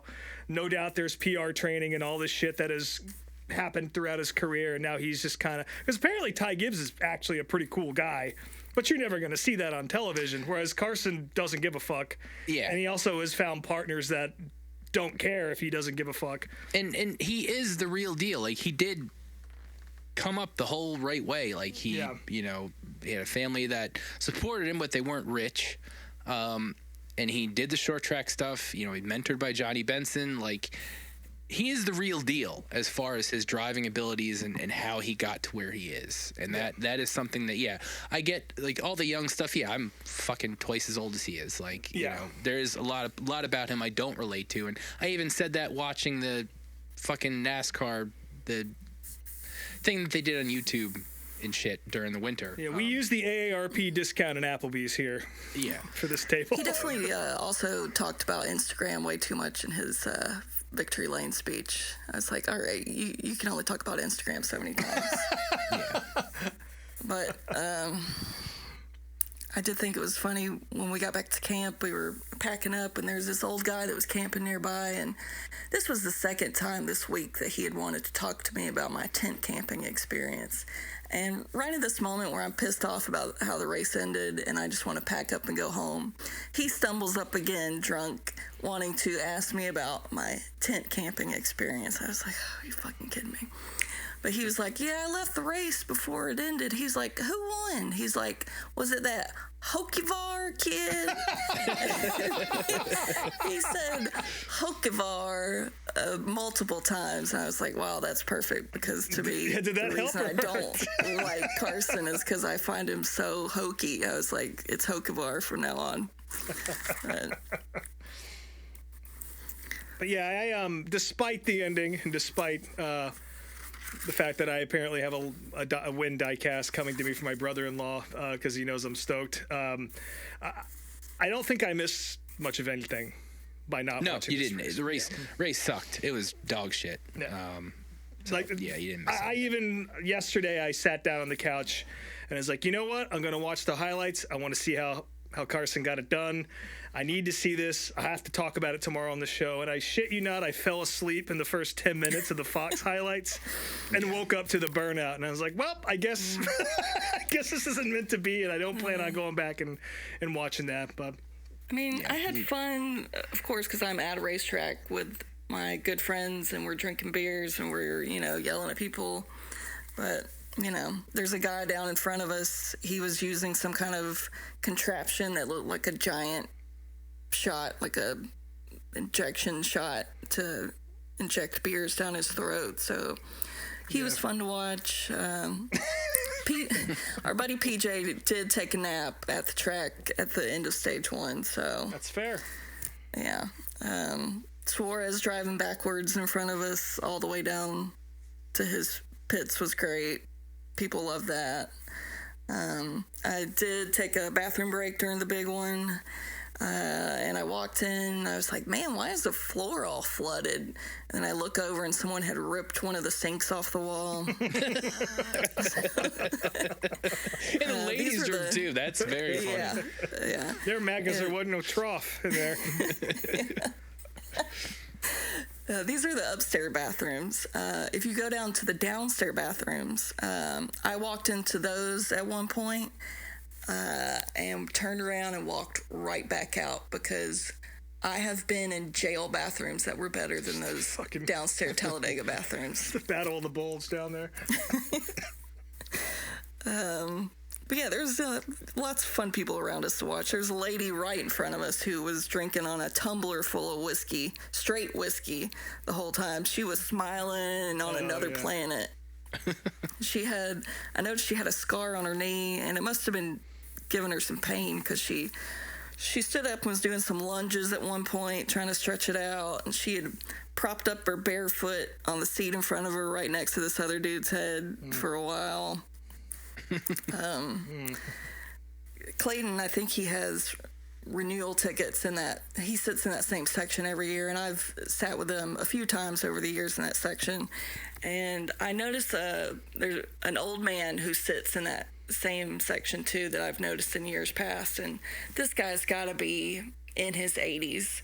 And when I saw him on Sunday, it looked like he was really struggling from the heat, like he was going through it. And at one point, he got up to go to the bathroom, and to get to the bathroom from our seats, you just have to go down a few stairs, and there's the exit to the concourse. He, for some reason, I guess was having a heat stroke, gets to the stairs and turns left and goes all the way up to the top of the grandstands. And his son had to go chase him down and walk him back down the stairs because he didn't know where he was at or where he was going. Ooh. So I hope he's okay. I hope we see him back healthy next year. Yeah, that's unfortunate. Yeah. But yeah, in person, it was really hard to keep up with the fuel strategy and the waiver rounds and the free passes and all that stuff. And yeah, then the finish happened. I was pulling for Eric Jones until he got wrecked. Yeah. But what can you do? Yeah, that was it. We went back to camp, said our goodbyes, packed up, got in the van. Cody turned the key, and nothing. Oh, perfect. There's no sounds whatsoever. Like, there wasn't dead battery sounds. There wasn't dead starter sounds. There's no clicking. There's nothing. It's just silence. So, that sucked. It wasn't a dead battery. I was going to say, who left the dome light on? Right, yeah. Luckily, there was a mechanic camping nearby, and Cody's used to be a mechanic too, so they put their two heads together and were able to figure out that it was like a bad relay on the starter that wasn't arcing right. So finally got it fired up. Thank God for this mechanic man. him and his wife were in matching Larson shirts. So, not all Larson fans are bad. So thank God for these people. Thank you, Truelove. Yes. We get in the van. We get 30 minutes down the road from Talladega, and I noticed that Cody starts pulling off in the emergency lane. I'm like, what you doing, bud? And it's about this time that I smell burning, and the cab of the van is filling up with smoke. Oh. And I start panicking because the grill is wedged in between our two seats, and I had been fighting that grill all trip to get unbuckled to get down to my seatbelt. So I'm like, all right, I got to get this undone in case this thing catches on fire. And I'm thinking, what am I going to grab to save?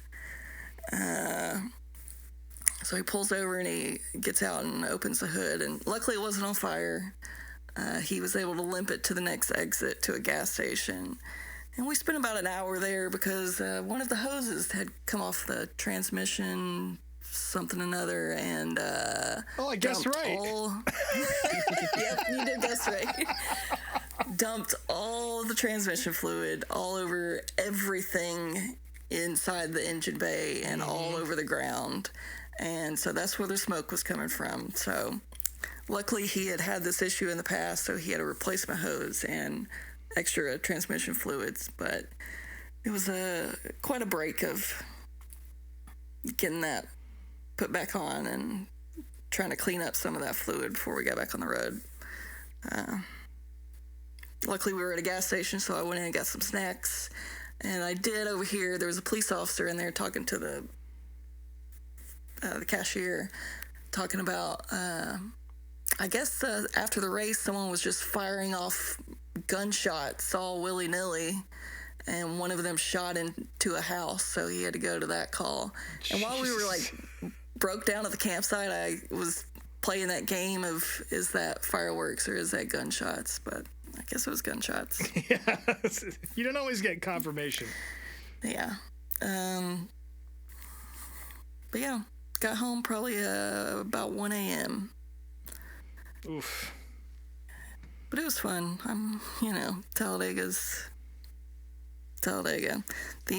Ever since I got home, though, the entertainment has been the Talladega camping Facebook group, because it's always entertaining, but it's especially entertaining after a race weekend. So that has been a treasure trove of entertainment and bitching and lots of theft stories and some racism sprinkled in. So I did read on there that a man died of a heart attack.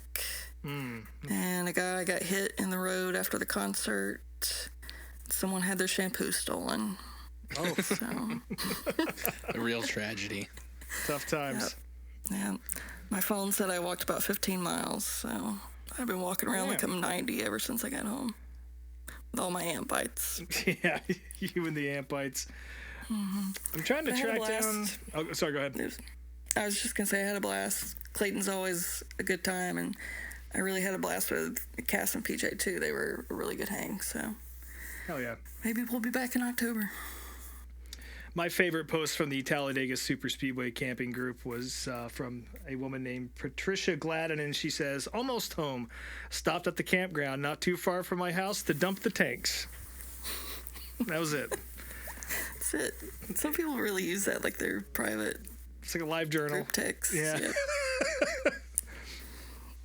There was a great video circulating on there, too, of a guy at the track, clearly blackout drunk, shirtless, in his socks, just swaying and screaming at police for a very long time. So Nice. Don't know how that ended. Well, I'm glad you made it home safe. I did make it home. I'm here. Cool. Well, that is the big Talladega wrap up for spring, and maybe we'll get another one in the fall here. But yeah, on to, I guess, fantasy league results. Oh, yeah, we got to talk about fantasy. Yeah. Yeah, this one was a hot mess. Luckily, I had Wi-Fi. Talladega, for all those people, has incredible fan Wi-Fi, so I could use my phone the entire time. Nice. So I got to keep track of how terrible I was doing and how wonderful Rob was doing, who was our big winner this week. Oh, it was a great day. Yeah, first we got Corey Day with the first-time win. Then we got Carson Hocevar picking up his first, and then yours truly picking up his first career win in the Applebee's League. By a good margin, too. Not quite as big of a lead as I had at earlier parts in the day, but the lesson here is that I just need to set a lineup on Tuesday and not look at it again until the race is over, because that's literally what I did. Yeah. I think you won by like 30 points. Yeah, great roster. Second place was Golden Corral Mafia, who is, of course, Garfield's Feet's husband. Third, Flavortown McLeod. Fourth, Andy Newsom. I was in 10th somehow. At one point, I was 25th during the race. So. I was come back. Like I said, I was bouncing between 3rd and 12th, and it really just depended on where Busher finished. And yeah, I ended up getting fucking 12th. Yeah. Well, speaking of 12th, there was a shakeup in the overall standings. We now have a new points leader. Wow. Flavortown McLeod has taken the lead from Chris Davis. So, Stephen Kent. He didn't mean to run Todd Gilliland. He meant to run John Hunter Nemechek, but that worked out in his favor. So he was very happy about that. God works in mysterious ways. Yeah. Well, no other crazy shakeups really beyond that. Brien 4th. I'm up 1 to 7th, except for Rob, who moved up four spots this week. So yep, I'm in 12th. Really did yourself a lot of favors. I'm within, let's see here, definitely within 20 points of the top 10 now, which is great news. But if you've looked at my record for non-super speedway races for this year, I'm sure I'll fuck that up in some way. But it feels good to be on top, at least for 1 week. And I'm coming for 7th place this year. I'm calling my shot. That's a good goal. Usually where I end up anyway, so. Let's see. So on to general notes. I think the big news from the last week is Jim France stepping down as COO or CEO, one of those two roles, and Steve O'Donnell now taking the helm. He is the first non-France in this role. Can I be? Sorry, Jim France. I always get Jim and Brien mixed up, so never mind. I was gonna say I didn't think Brien was the CEO, but it's Jim, so never mind. Yeah. Don't worry about me.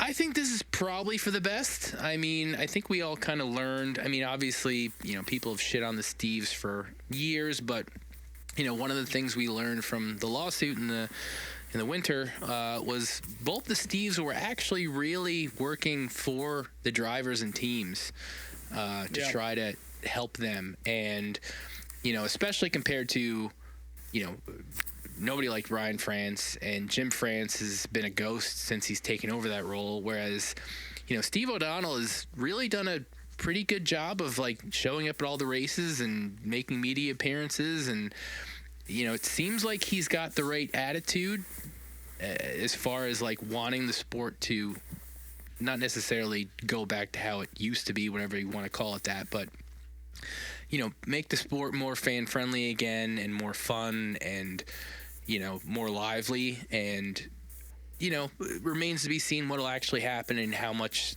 power the France family still has regardless of his role. But I do feel like it's probably for the best that this is happening. So just kind of hopeful for the future in that sense. So I think this is a good thing. Yeah, overall. Steve, for all of his faults and all of our complaints, he definitely seems to have his finger on the pulse of at least what the three of us are looking for a little bit more than previous leadership, than Jim and Brien and whoever. Maybe not Bill Jr. No, Bill Jr. I mean, can't shit on Bill Jr. Let's keep him out of this conversation. But. And also, too, I mean, while we're talking about him, obviously with the Hocevar thing, everybody was talking about, even Mike Joy said, this is, enjoy it while you can. This is going to be banned. But no, Steve O'Donnell in the post-race and everything, he was like, nah, I like it. He was obviously a little nervous about him hitting the wall, but other than that, he's like, yeah, go for it. So, and we're not going to see that again. I think this will be. You have to be 6'4" to do that. So. Well, yeah. There's only a couple. Tyler Reddick ain't doing that shit this year. There's no question about that. There's only Brad's cane. Yeah, or that flag he always brings out when he wins a race. He can just get a longer dowel and ram that thing in there. But yeah. There's only a few drivers that could physically pull it off, and I don't see Hocevar doing that again. I think that's probably just a one and done. But still, good that at least he endorsed it, because even, I guess, a few years ago, Larson did a burnout with the steering wheel his out. First win, with the wheel out. Yeah, and he got yelled at for that. So, good. Let the drivers do shit like that. Other news, not surprising, Tyler Reddick finalized his deal with 2311 to... I don't think they announced how many years it's for, but Denny said, we got him locked down. He earned the bag. He got the bag. Nobody's surprised by that at all. So yeah, I wouldn't be leaving 2311 if I were him. Yeah, seems to be going pretty well for him right now. Yeah. Also in the news, as washed as he is, Kyle Busch is getting another crew chief, Andy Street, who did crew chief for him a little bit at the end of last season.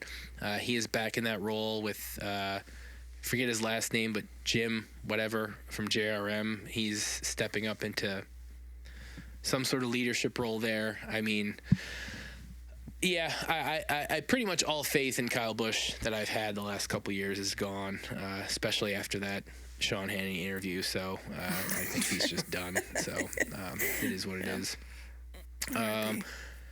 Other news, Ram announced that Jamie McMurray and Clint Boyer were going to be doing runs in their superstar truck. That's cool. Jamie Mack is going to be in the truck in San Diego, and Clint Boyer will be there at Dover. Okay. So that's cool. I mean, I like Jamie Mack. Not a huge Boyer fan, but cool to see. Jamie hasn't run a car in a while, so that's cool. And we'll see if that San Diego race actually happens. But why do you say that? It's on a military base. Well, yeah, but I mean, we're not getting invaded yet. So well, it's not that we're getting invaded. It's a security thing, but. I don't know. I've heard some rumblings about that, but it's not canceled yet. Probably won't be, but this is all news, Rob. All news to us. Never heard an inkling about that, so I don't know I will tell you about it when the show is over.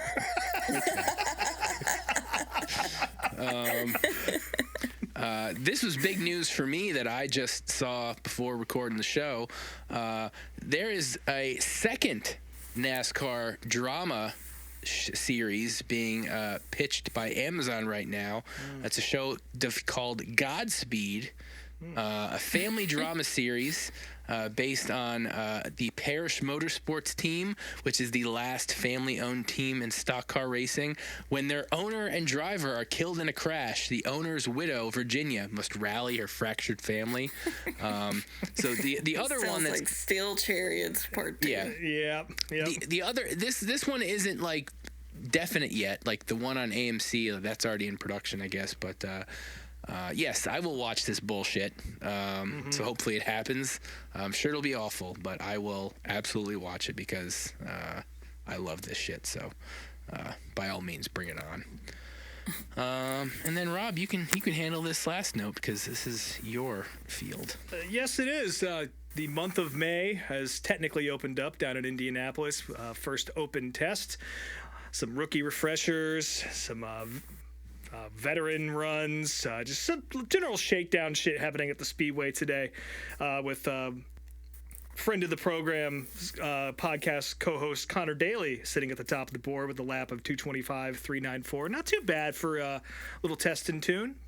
I didn't get to watch as much as this as I usually would. Most times when this happens or when the month of May officially opens, I will just have this on my TV or on my laptop at work all day. But it was a shitty day at work, so I didn't get a chance to do that. Did manage to get home for the last 30 minutes. It was, again, it's always great to see cars ripping about around the Speedway.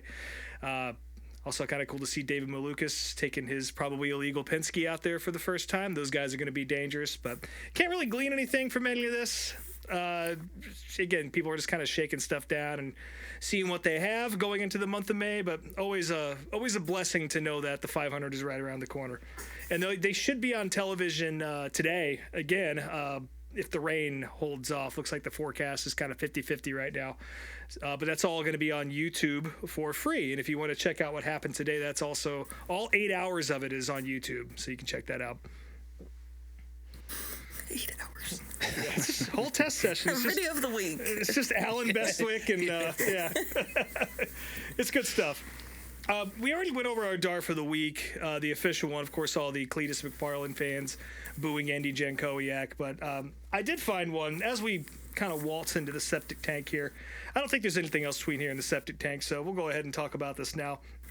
Of course, the World of Outlaws race at Talladega was rained out preemptively, and obviously that seemed to be a good decision because it rained cats and dogs on Friday night, and I'm sure the track was going to be a rutted mess on Saturday if they did try and run. But this caused great drama in the comment section. Of course, all the amateur meteorologists were out there. And one interesting thing I will say about this announcement that the World of Outlaws made was that, with the weather and the high cost of travel in mind, we're going to go ahead and cancel this event. And that's a smart move to not make everybody drive down there and sit and hope we get it in. Diesel fuel is $6 a gallon right now, and it's incredibly shitty to make all those teams drive from all over across the country with that added fuel bill to not even get a chance to race. And I don't think it would have been very likely that they would have raced had they shown up. But the comments were hilarious. My favorite one came from a guy named Bradley Jason who said, and again, someone had mentioned how fuel prices were affecting race teams. And he says, fuel price literally had nothing to do with this race canceling. Why lie? And this lady, Lisa, says, kind of seems like it did. And she circled the section in the press release talking about the cost of gas. And below that, he says, it was canceled because of rain, dumbass. Can you not fucking read? Which I thought was great. I don't know what our good reading tutor is, but I'm going to sentence him to 15 hours of Mavis Beacon typing tutor. I think that could probably help him out a little bit. I also don't like how he spells his name. No. Yeah. 2 E's, Bradley. Yeah, that's something. He could be a Cars Tour driver. Who knows? Yep. But, yeah, we already cracked the door of the septic tank open, so climb on in, guys. I'll try and plow through this as quickly as possible. I know this has been a long episode, but I want to kick this off by reporting something I'm ashamed and I regret to inform you guys of, is that I finally got a chance to take a piss in something that wasn't a porta potty at Claremont, and I regret to inform you that they do not have troughs there. No. Yeah. Seems like a trough kind of place, but it's not. They do have 3 soap dispensers that don't work on the wall, but they don't have troughs. So. Yeah, like I said, I didn't watch a whole lot of NASCAR racing this weekend. I was at the track for most of the weekend, Claremont on Friday night. That was a fun show. Finally got a camera guy. He starts next week, but this week I got to work the camera, and you can actually do remote producing, which I learned. My boss didn't tell me that on the last time I did it by myself.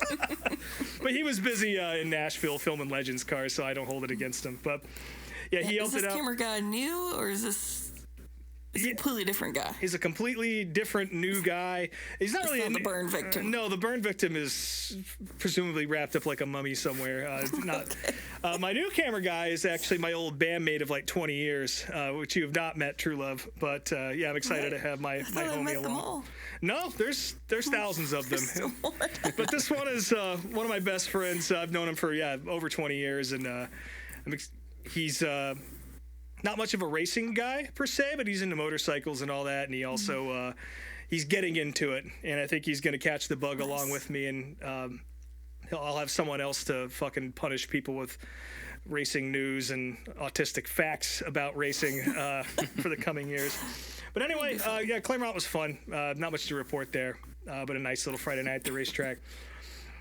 Saturday, I spent watching the Sizzler at home. Of course, the Granite State Pro Stocks were at Stafford, and I forgot who won that race because it took so long. So off to a great start covering that series. On Sunday, I was actually on the ground at Stafford. Of course, we had Buddy Pulley from ATYL on the show a few weeks ago, and he was alluding to some modified related coverage that his on-tour brand was going to be putting out into the world. And, of course, me being a modified guy and up in a territory where he can't really get to, I became the de facto Northeast reporter, and this was my first time at the racetrack covering something for them. And it was a pretty good day. Beautiful weather at the Sizzler on Sunday, not a cloud in the sky for almost the entirety of the day. The forecast was supposed to be overcast, but that wasn't the case. It was about 68 degrees all day. It was absolutely a perfect day. And again, for as punished as we got last year by spring weather up here in New England and into the summer, we've been getting blessed with a little apology from the weather gods to kick this year off, and it was great. But yeah, it was fun to kind of rip around the pits and try and get footage. And I like going to the racetrack with a different agenda than just drinking beer and sitting. It feels good to actually have a task to do. And if you're interested in hearing the actual coverage of this, you can check out, oh boy, should have written this down. Still learning this shit, folks. Please stand by. Do we have any Is it on tour? On Tour ATYL is the name of the Instagram account. Also on YouTube, you can catch my full recap of the Spring Sizzler. So I'll go through a couple things I didn't talk about on there because I only had 2 minutes to talk about just pure racing results. Yeah, the SK mod feature, amazing battle between Mike Christopher and Marcello Ruffrano until Mikey blew up and spit fluid everywhere and wrecked both of them as a result, and that handed the win to Todd Owen. No surprises there. Also, Chris Matthews won the SK Lights feature, and I did not watch that because I was busy eating the worst chicken tenders I ever had in the garage area. So that was... They were raw? They were just overcooked. The fries were inedible, and it was $16 fucking. Oh, that's how they pay for the TVs at the urinals at Stafford, is by charging that much for concessions. But an abnormal amount of NAPA hats. I guess they were handing them out at the gate, and so every other person there had a fucking Chase Elliott hat on. Like, I literally had the 9 on the side, and I was like, what the fuck is going on? Well, it turns out it's the NAPA Spring Sizzler, so... Of course, they're just doubling up on their NASCAR stuff to send out to the modified tracks. But yeah, it was definitely disorienting to see that many Chase Elliott hats because I was like, he's not here. He's just straight up not here. Ryan Newman was on the property, though. It was cool to see him out there in one of Woody Pitcat's cars. He was pretty fast. He kind of hops in whatever he can up here. He's driven for Gary Putnam before. I think he drove the 00 once. He was in the Mystic Missile last year at the fall final and at some other events, and now he's in Woody's backup car, I guess, and that thing was pretty hooked up. Got to see a great battle between him and Mikey in their heat race. Let's see here. What else happened?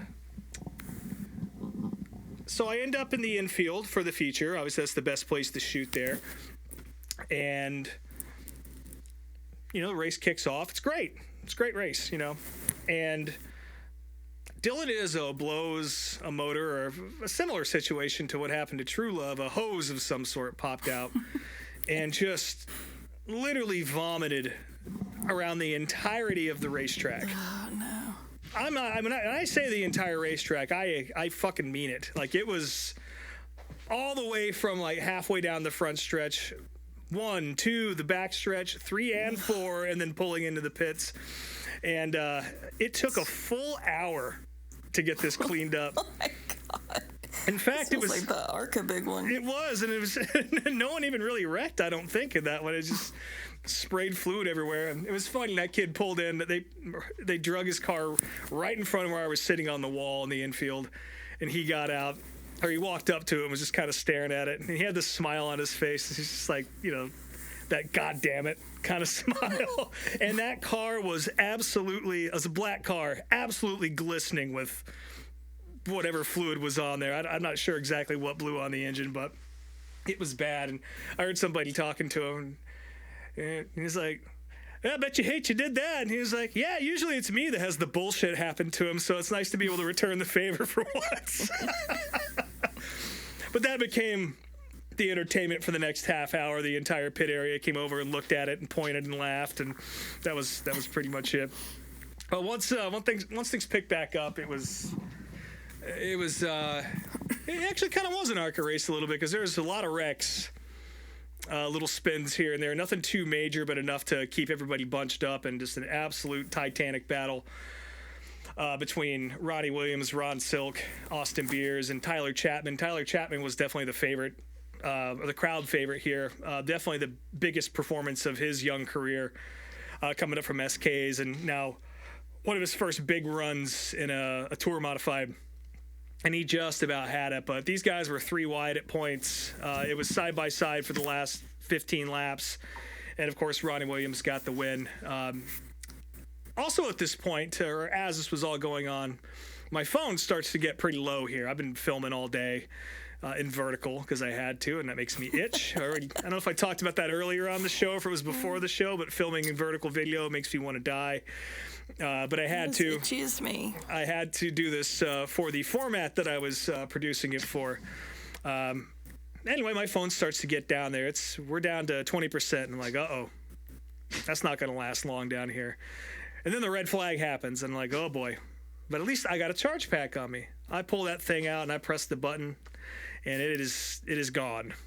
It is completely gone, because I forgot to unplug the gimbal I had in my bag, which that was charged, but what good is that going to do if I don't have a camera to put it on? It's just a thing I dangle my fucking iPhone on. Anyway, so I make it to the end of the race. I get through it. Ronnie Williams has crossed the line. He's pulling up to the start-finish line, and it's celebration time. And I was like, hell yeah, I got 5% left. That's more than enough for me to get videos of him drinking the milk, because they do the milk thing at Stafford as well, and they give him the big, I don't even know what you would call it, but the flowers and all that.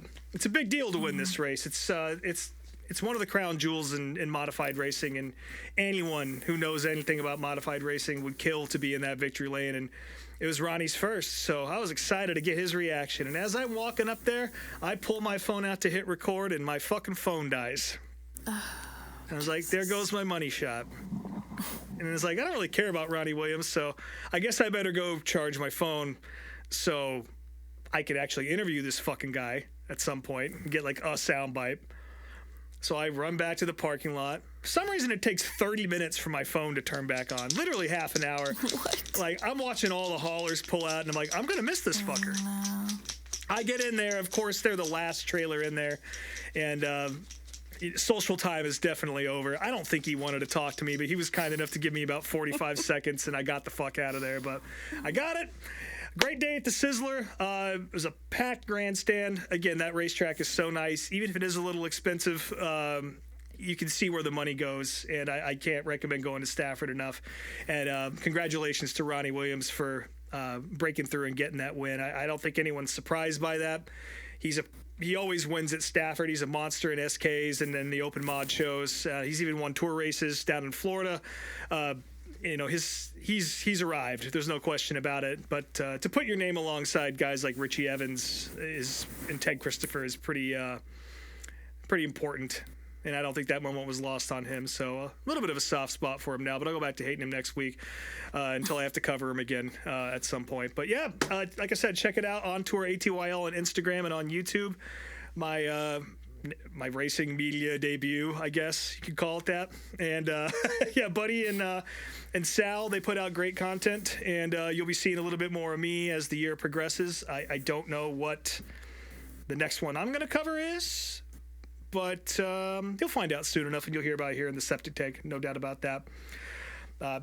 Anyway, on to the rest of what happened this weekend. World of Outlaws was at Knoxville, the Chevy Dealers Clash. Retired race car driver Brad Sweet picked up a win for Paul Silva. No surprises there. And, of course, David Gravel winning on Saturday. Fortunately, I did not watch that because that would not have been something I wanted to see. Lucas Oil 8 models were at Georgetown. Deb Moran picked up a win there. And on Sunday night, Brandon Shepard picked up a big win at Hagerstown. He kind of dick stomped them. There wasn't a whole lot going on in that race, to be honest with you. He had a pretty substantial lead. I know you watched this too, right, Brian? Yeah. He had like 4 seconds or something on the field, so no one was going to catch Shepard. But one little footnote from this race, there was also like a crate late model feature or something after that, the Rush Series, and Congratulations to Kyle Hardy, who picked up a win after only 7 laps because they hit the time limit that the track had. So, easiest check that motherfucker's ever won. Yeah, I had long since turned that off because, after the Cup race, I didn't realize Utica Rome was running, so I got to see Alex Jankowski win that. Very exciting. There you go.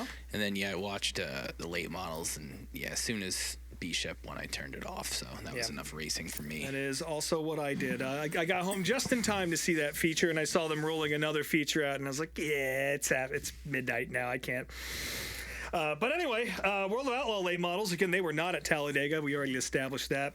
I wonder how many people showed up to the racetrack drunk expecting to see a race. Probably a better crowd than most short tracks in the U.S. But the World of Outlaw late models did race tonight, actually, as we were recording this podcast, and Bobby Pierce picked up a win at Independence. At the Illini 100 last week, which is also another World of Outlaw late model event, Shannon Babb got busted. He was tire doping, apparently. He says it was just a greaser that he'd used to get the residue off the tire wrap, off the tires, but that doesn't fly in a court of law, and he's now been put on probation for the rest of the year. Whoops. Over on the sprint car side of things, particularly the Pennsylvania side of things, of course, Anthony Macri is going to be out for a long time due to his back injury. And there was a lot of speculation on whether or not his team was going to get another driver in the car. They were taking time off. No one was really sure. Of course, it's his family team, so they can kind of do whatever they want. They're not really beholden to anybody. But instead of sitting it out, they gave Ashley Truelove a call. They said, who should we put in the 39M? And she gave him, Kane. That's right. She gave him her 2 cents, and it's Casey Kane, baby. Casey Kane is going to be running the 39M. All of PA Speed Week's coming up here. That's going to be pretty cool. Doesn't he drive for his own team normally? No, not really. Sometimes he'll step in, but he's kind of removed himself from driving and just kind of manages it now, which was kind of why I was shocked to see him take on Speed Weeks. But hey, it's a short little run. It's about 8 races or something like that in as many days, and it's a prestigious series of events. And Casey still got it, and the Macris have a really fast car, so this is definitely obviously his own shit is really fast too. So I don't really know what to expect driving for the Macris. But their car is fast, so it'll be interesting to see how he does. But Casey Kane will be running all the tracks in Pennsylvania coming up for Speed Weeks, and I know that at least 2 of us are excited to see that. Speaking of Pennsylvania, Nick Swigert got in a little bit of trouble at Port Royal for... We talked about this last week, I think. Did we? No, I don't think we did. No, I think it happened right after. It happened right after, okay. Yeah. Well, it's worth talking about because Nick, in his trio of F-bombs and shit talk in the racing surface, got himself a year ban from Port Royal. And they took the win away. And they took his win away. That's insane. Which is, I mean, I said this, to you guys in group chat, but, I mean, I could see him, fine or suspended for a race. I have to assume that it wasn't just the F-bombs. It was the fact that he was shit-talking the track and the racing. That was probably the more egregious thing out of all. Yeah. But, I mean, a year is fucking ridiculous. It's absolutely insane. And I listened to that interview, and he even prefaces it saying it's not Port Royal, but the track conditions fucking suck.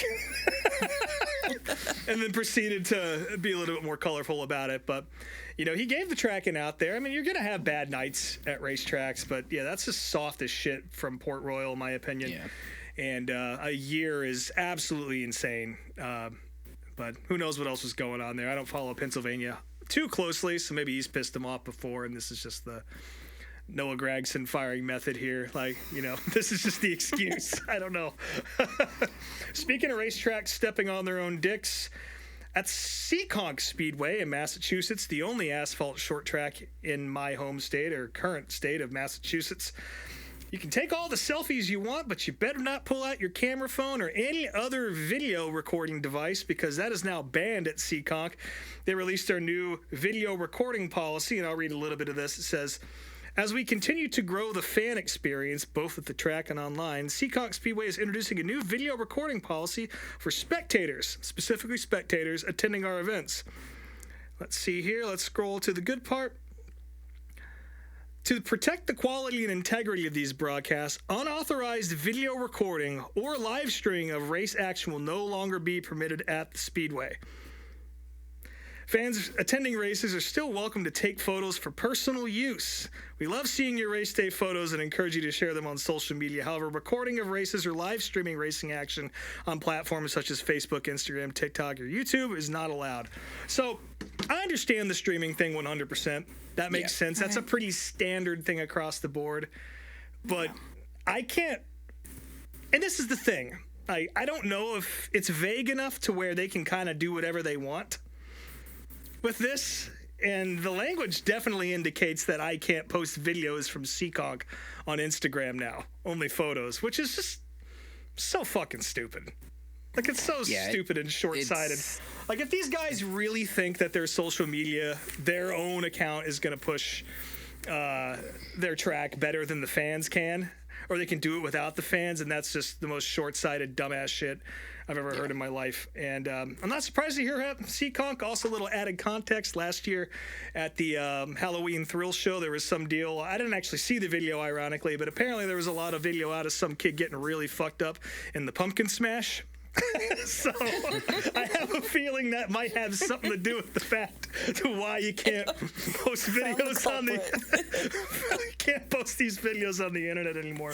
I was gonna say I thought we mentioned that, but I think that was maybe Williams Grove or something. You know, I think we actually, I think we did talk about that, and the cops got called, and it was a whole thing. Yeah, it was a mess. So I guess we're partially to blame for this, even though we didn't have video of the incident. Again, like, I thought it was funny because there was a lot of video out there, but somehow I managed to not see really any of it. Maybe one clip. I don't know, but I have a feeling that might have something to do with it.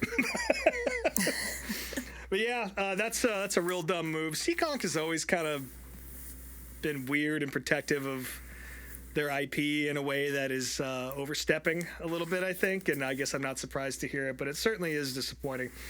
And I was gonna say earlier, probably the next ATYL coverage you'll get from me would be from Seekonk, but unless I get some pit passes for that or a media pass, it seems like I will be watching that one from home. So kind of is what it is.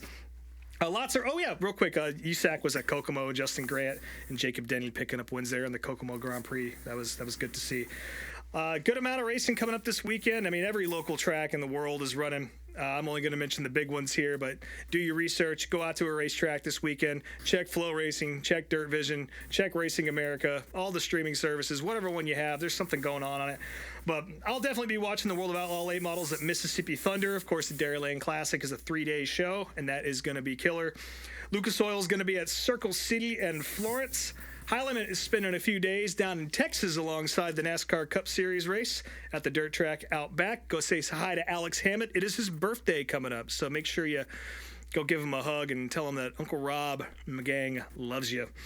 USAC will be at Bloomington and Hobstadt, and of course the NASCAR Whelen Modified Tour will be returning to Oxford Plains Speedway up in Maine for the first time since the 80s. I think it's the 80s, maybe 90? I don't know. It's been a long time. Most of the people listening to this show, they weren't alive the last time the Modified Tour was up there. So, again, fuck ton of racing out there this weekend. Make sure you consume as much of it as you can. I'm sure there's some big block stuff going on. Brian, you want to add that? I don't know. I do know Mansfield opens this weekend for their first race back, but it's going to be in the hovering around 40 on Saturday night, so I will not be there. I will be there for the World of Outlaws late models, the end of the month. But yeah, I'm not going to go sit in 40-degree fucking weather. No, thank you. Yeah. Well, everybody but Brian, get your ass out to a short track. And with that, we're going to go ahead and flush the septic tank down, and we're going to talk about some pretty wild shit in the Video of the Week segment.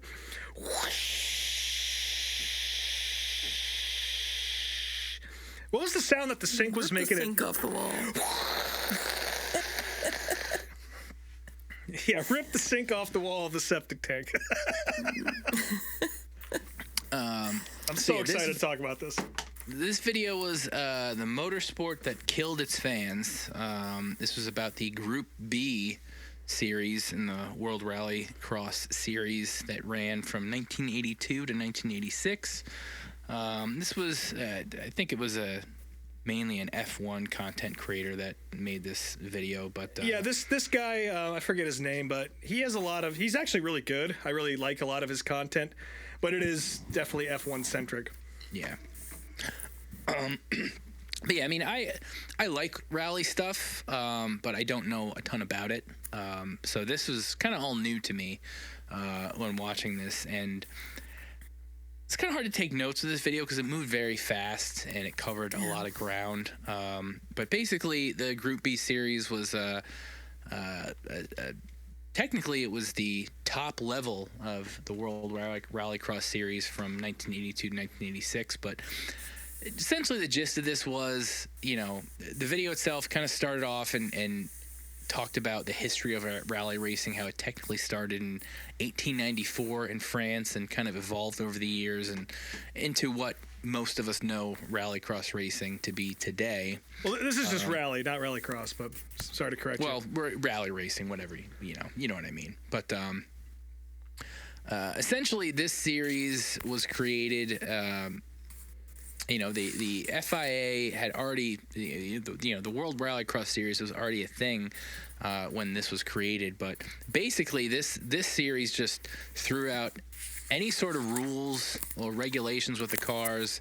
They talked about how for the WRC, the manufacturers had to produce at least 6,000 passenger vehicles for manufacturers to be eligible for the series, but for Group B, you only had to produce 200 cars. Yeah, they basically threw the homologation rules out the window. Yeah, and there were like no motor restrictions, nothing about drivetrains, turbos, anything. So it was more or less anything goes with the series. And really the gist of the video itself was just talking about how insane the racing itself was and how dangerous it was. And there was some stuff that I learned really was how little safety was put in place, not just for the drivers, but for fans. We've all seen clips of, modern day rally races where you see fans very close, essentially on the track when drivers pass through the villages and whatever. And, this was kind of, I guess, the start of it, or it maybe not the start of it, but it was the most dangerous time for this to be happening because these cars were just so much more powerful and fast and lighter than the other rallycross series that were running. And, there were a lot of deaths and injuries, both from drivers and fans. They said on record there were only 3 spectator deaths recorded, but most likely at least, but they said most likely at least 50. And also they talked about how sometimes on, the service stops on the cars, they would be pulling fingers out of the sheet metal of the cars because fans would just try to get so close and touch cars as they're flying past them at 150 miles an hour, on fucking dirt roads. This Group B very quickly became as popular as Formula One, at least in Europe, because of these open regulations and just how fucking insane what they were doing was. The crowds came with it. And it's always been a tradition in rally. There's no grandstands or anything like that, at least in these days. And even now, you're kind of standing in the woods for a lot of these events. But it became so popular and people became so obsessive with their respective manufacturer or driver they were pulling for that they'd do anything they could to get as close to the cars. And, like Brien said, even try and touch them. And it was almost a badge of honor for a lot of the fans to get clipped by one. Which is bizarre. Like I've seen a video. There's a video out there of a guy who broke his leg. He got hit by one of the Lancias, I think, and he was excited because he had touched the car. Like it was absolutely insane. We've never seen anything like this in motorsports before, and certainly haven't since. But yeah. The video also talks about like the manufacturers involved. Audi and Lancia were the two that really kicked things off. with innovations of the cars and dominating the series. And then later on in Group B, Peugeot came out and they had a really small car that was super light and fast.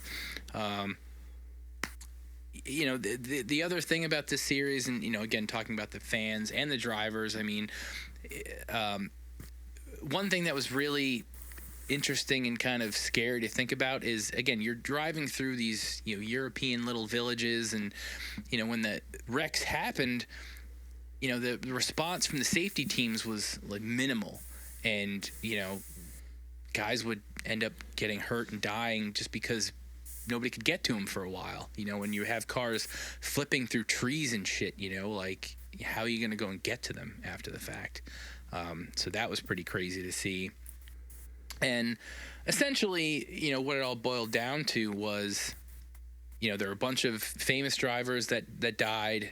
There was one crash that they didn't show the full clip in the video, but there was one, the famous one where, what the hell is the guy's name? Joaquin Santos in 1986. He essentially rolled his car into a crowd of people, and 3 died there, and 30-something were injured. He was not he was an okay driver, but he was not a star by any means. Either him or somebody had bought, I think it was a Peugeot, wasn't it? I think so. Yeah. Sorry, it was an RS200. Bought one of those cars, and he was nowhere near qualified to run it in those conditions, and obviously the worst case scenario happened. Yeah. There was a guy named Marcus Schurer that crashed, and his co-driver died, and he never got in a car again afterwards. There's a race called the Corsica race that was pretty famous for a couple wrecks. There was Henry Tavoyven, who crashed off a hill and into trees, and he died. And he was a guy that, in the brief part of this video, he had skills to probably would have achieved success in F1. Like, he was that good of a driver. Yeah, Henry Toivonen was one of the greatest drivers that ever lived. There's no question about it. After that wreck, Audi quit the series, and then at this point, drivers started pulling out. Like, they talked about how the cars were so fast that literally they could not they would get tunnel vision. Their motor skills just weren't quick enough to handle the turns and the speed of these cars, and it was just unsafe from the driver's perspective. And everybody started pulling out, and then FIA just shut down the series, which is probably for the best. For as exciting and interesting as that series is or was, I mean, when drivers don't feel safe and they're getting killed and fans are getting killed, I mean, something has to happen. Group B cars still showed up after Group B went away. They'd show up at Pikes Peak once in a while or places like that. But the series was dead. It happened at Corsica. Like when the walkout happened. Yeah. They never raced again. Yeah. They were replaced by Group A, which was,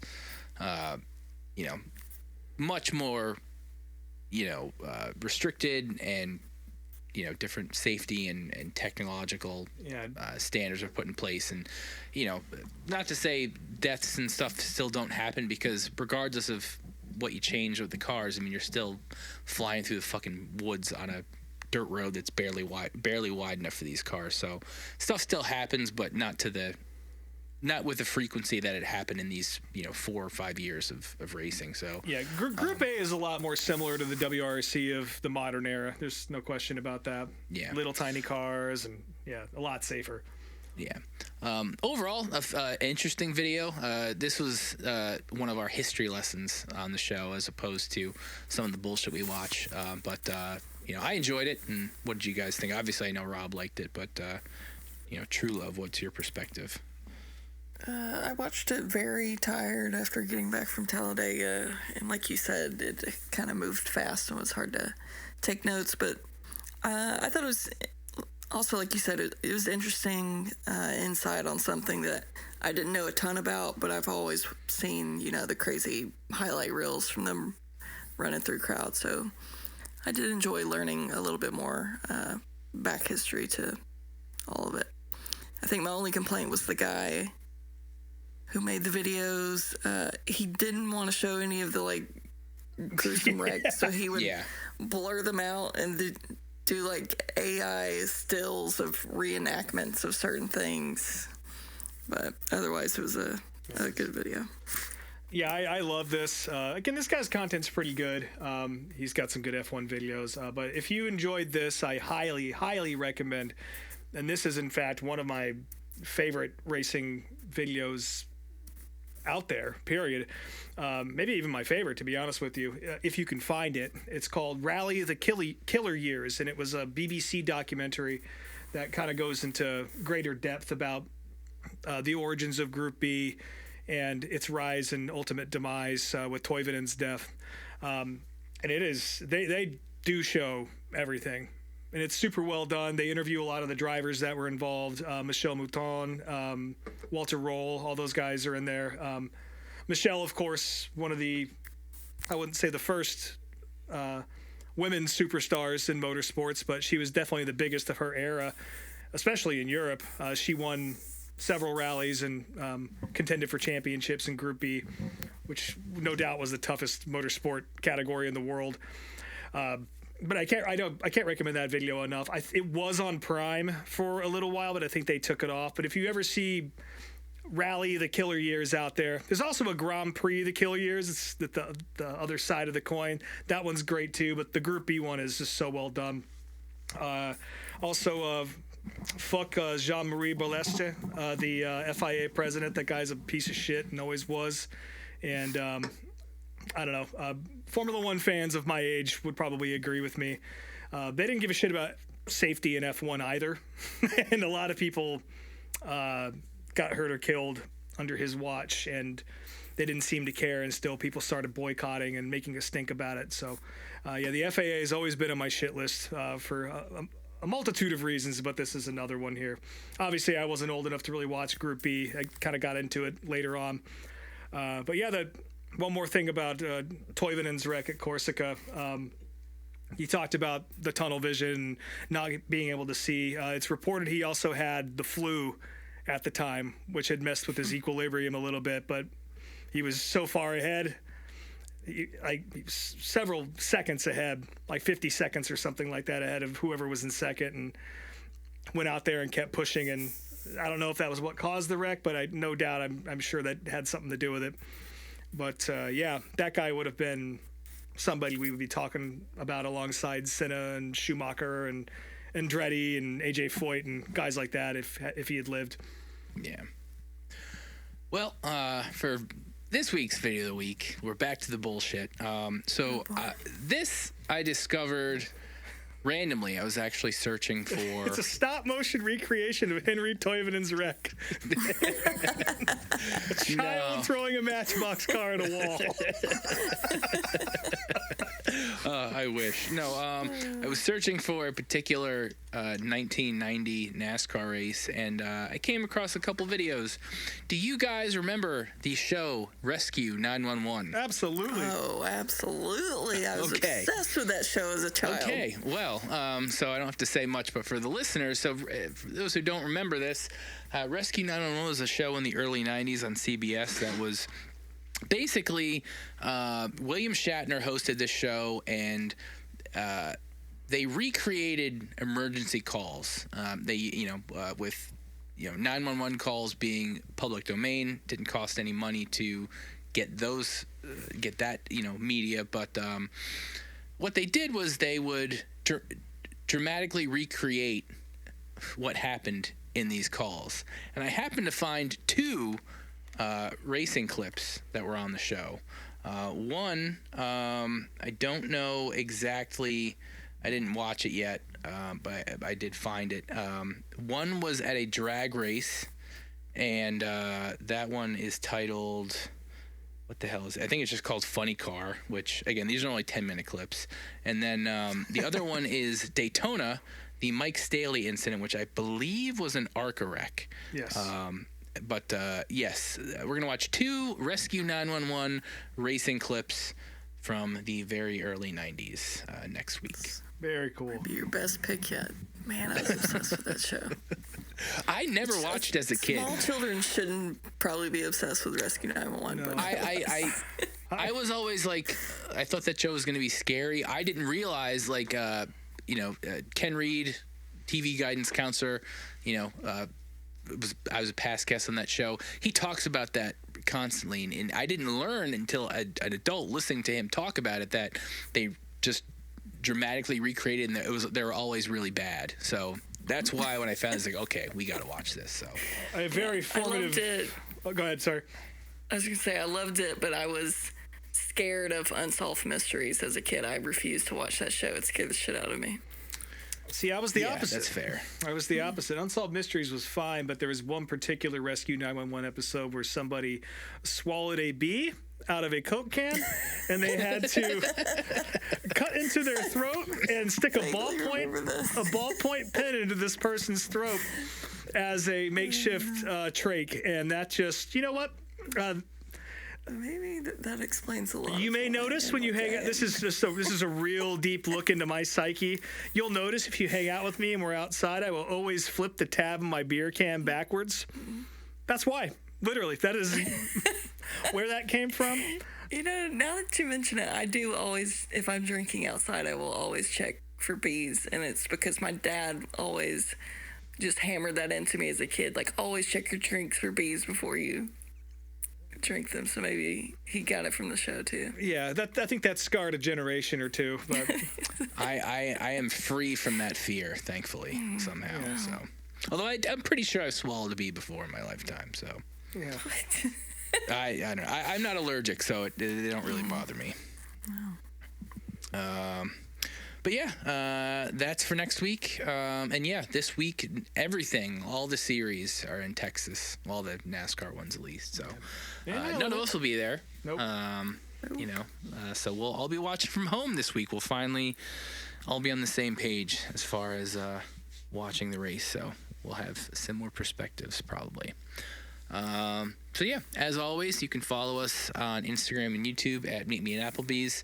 I am Speedway Screens on all the things. SpeedwayTSJ.etsy.com is the shop, and MMA Applebees at checkout for 15% off. Still, Snake Mountain Truelove. I already posted all my Talladega spam. This week I'm taking a fucking break because I'm exhausted. So yeah, got nothing to share. You get nothing, folks. Rob Motes _ unofficial on Instagram. My band is called These Wild Plains. Also, the new Charlie Marie single is going to be dropping this Friday, so get that fucker pre-saved on whatever your streaming service of choice is, whether it's the one that has kids digging fucking lithium out of mines or the ones that gives fucking missiles to Israel. That's your choice. But wherever you find it, go ahead and listen to it there. Or maybe it'll be on Bandcamp, which seems to be the most ethical, even though the fucking website sucks. But, yep, looking forward to that coming out. I'll be at Claremont on Friday night. We got a first big late model feature of the year. We've had the Outlaws past couple weeks, and now we've got the late models coming, the regular late models coming into Claremont for the weekend, so that's going to be fun. Also, the debut of the spectator drags for the 2026 season. Looking forward to seeing what that's all about, because that's usually an absolute shit show and the kind of thing that gets tracked to enact bans on people taking videos there that aren't authorized. So. I will admit, I had an opportunity to do that when I still had my Subaru WRX at Summit, and I pussed out. I was like, this is a bad idea. I should not. Yeah, do you're just gonna this. fuck it up. But yeah, I do love watching somebody take like a brand new S series or something out there and just fucking clap the turn 2 wall. It's amazing. I've seen so many clips like that. Yeah, I mean, I enjoy those. Some dumbass Corvette dad just hanging it out a little bit too much and getting beat by like a 2014 Tacoma or some bullshit. Yeah, spectator drags rule. I'm very excited to be part of the team to bring that to you officially on pitroad.tv. But yeah, if you happen to be at Claremont, come say what's up. I will also be at home for the rest of the weekend, though. I have to remind my wife who I am because she hasn't seen me much lately. Cool. Well, with that, the check is here. So thanks for joining us again at Applebee's, and we'll talk to you all next week.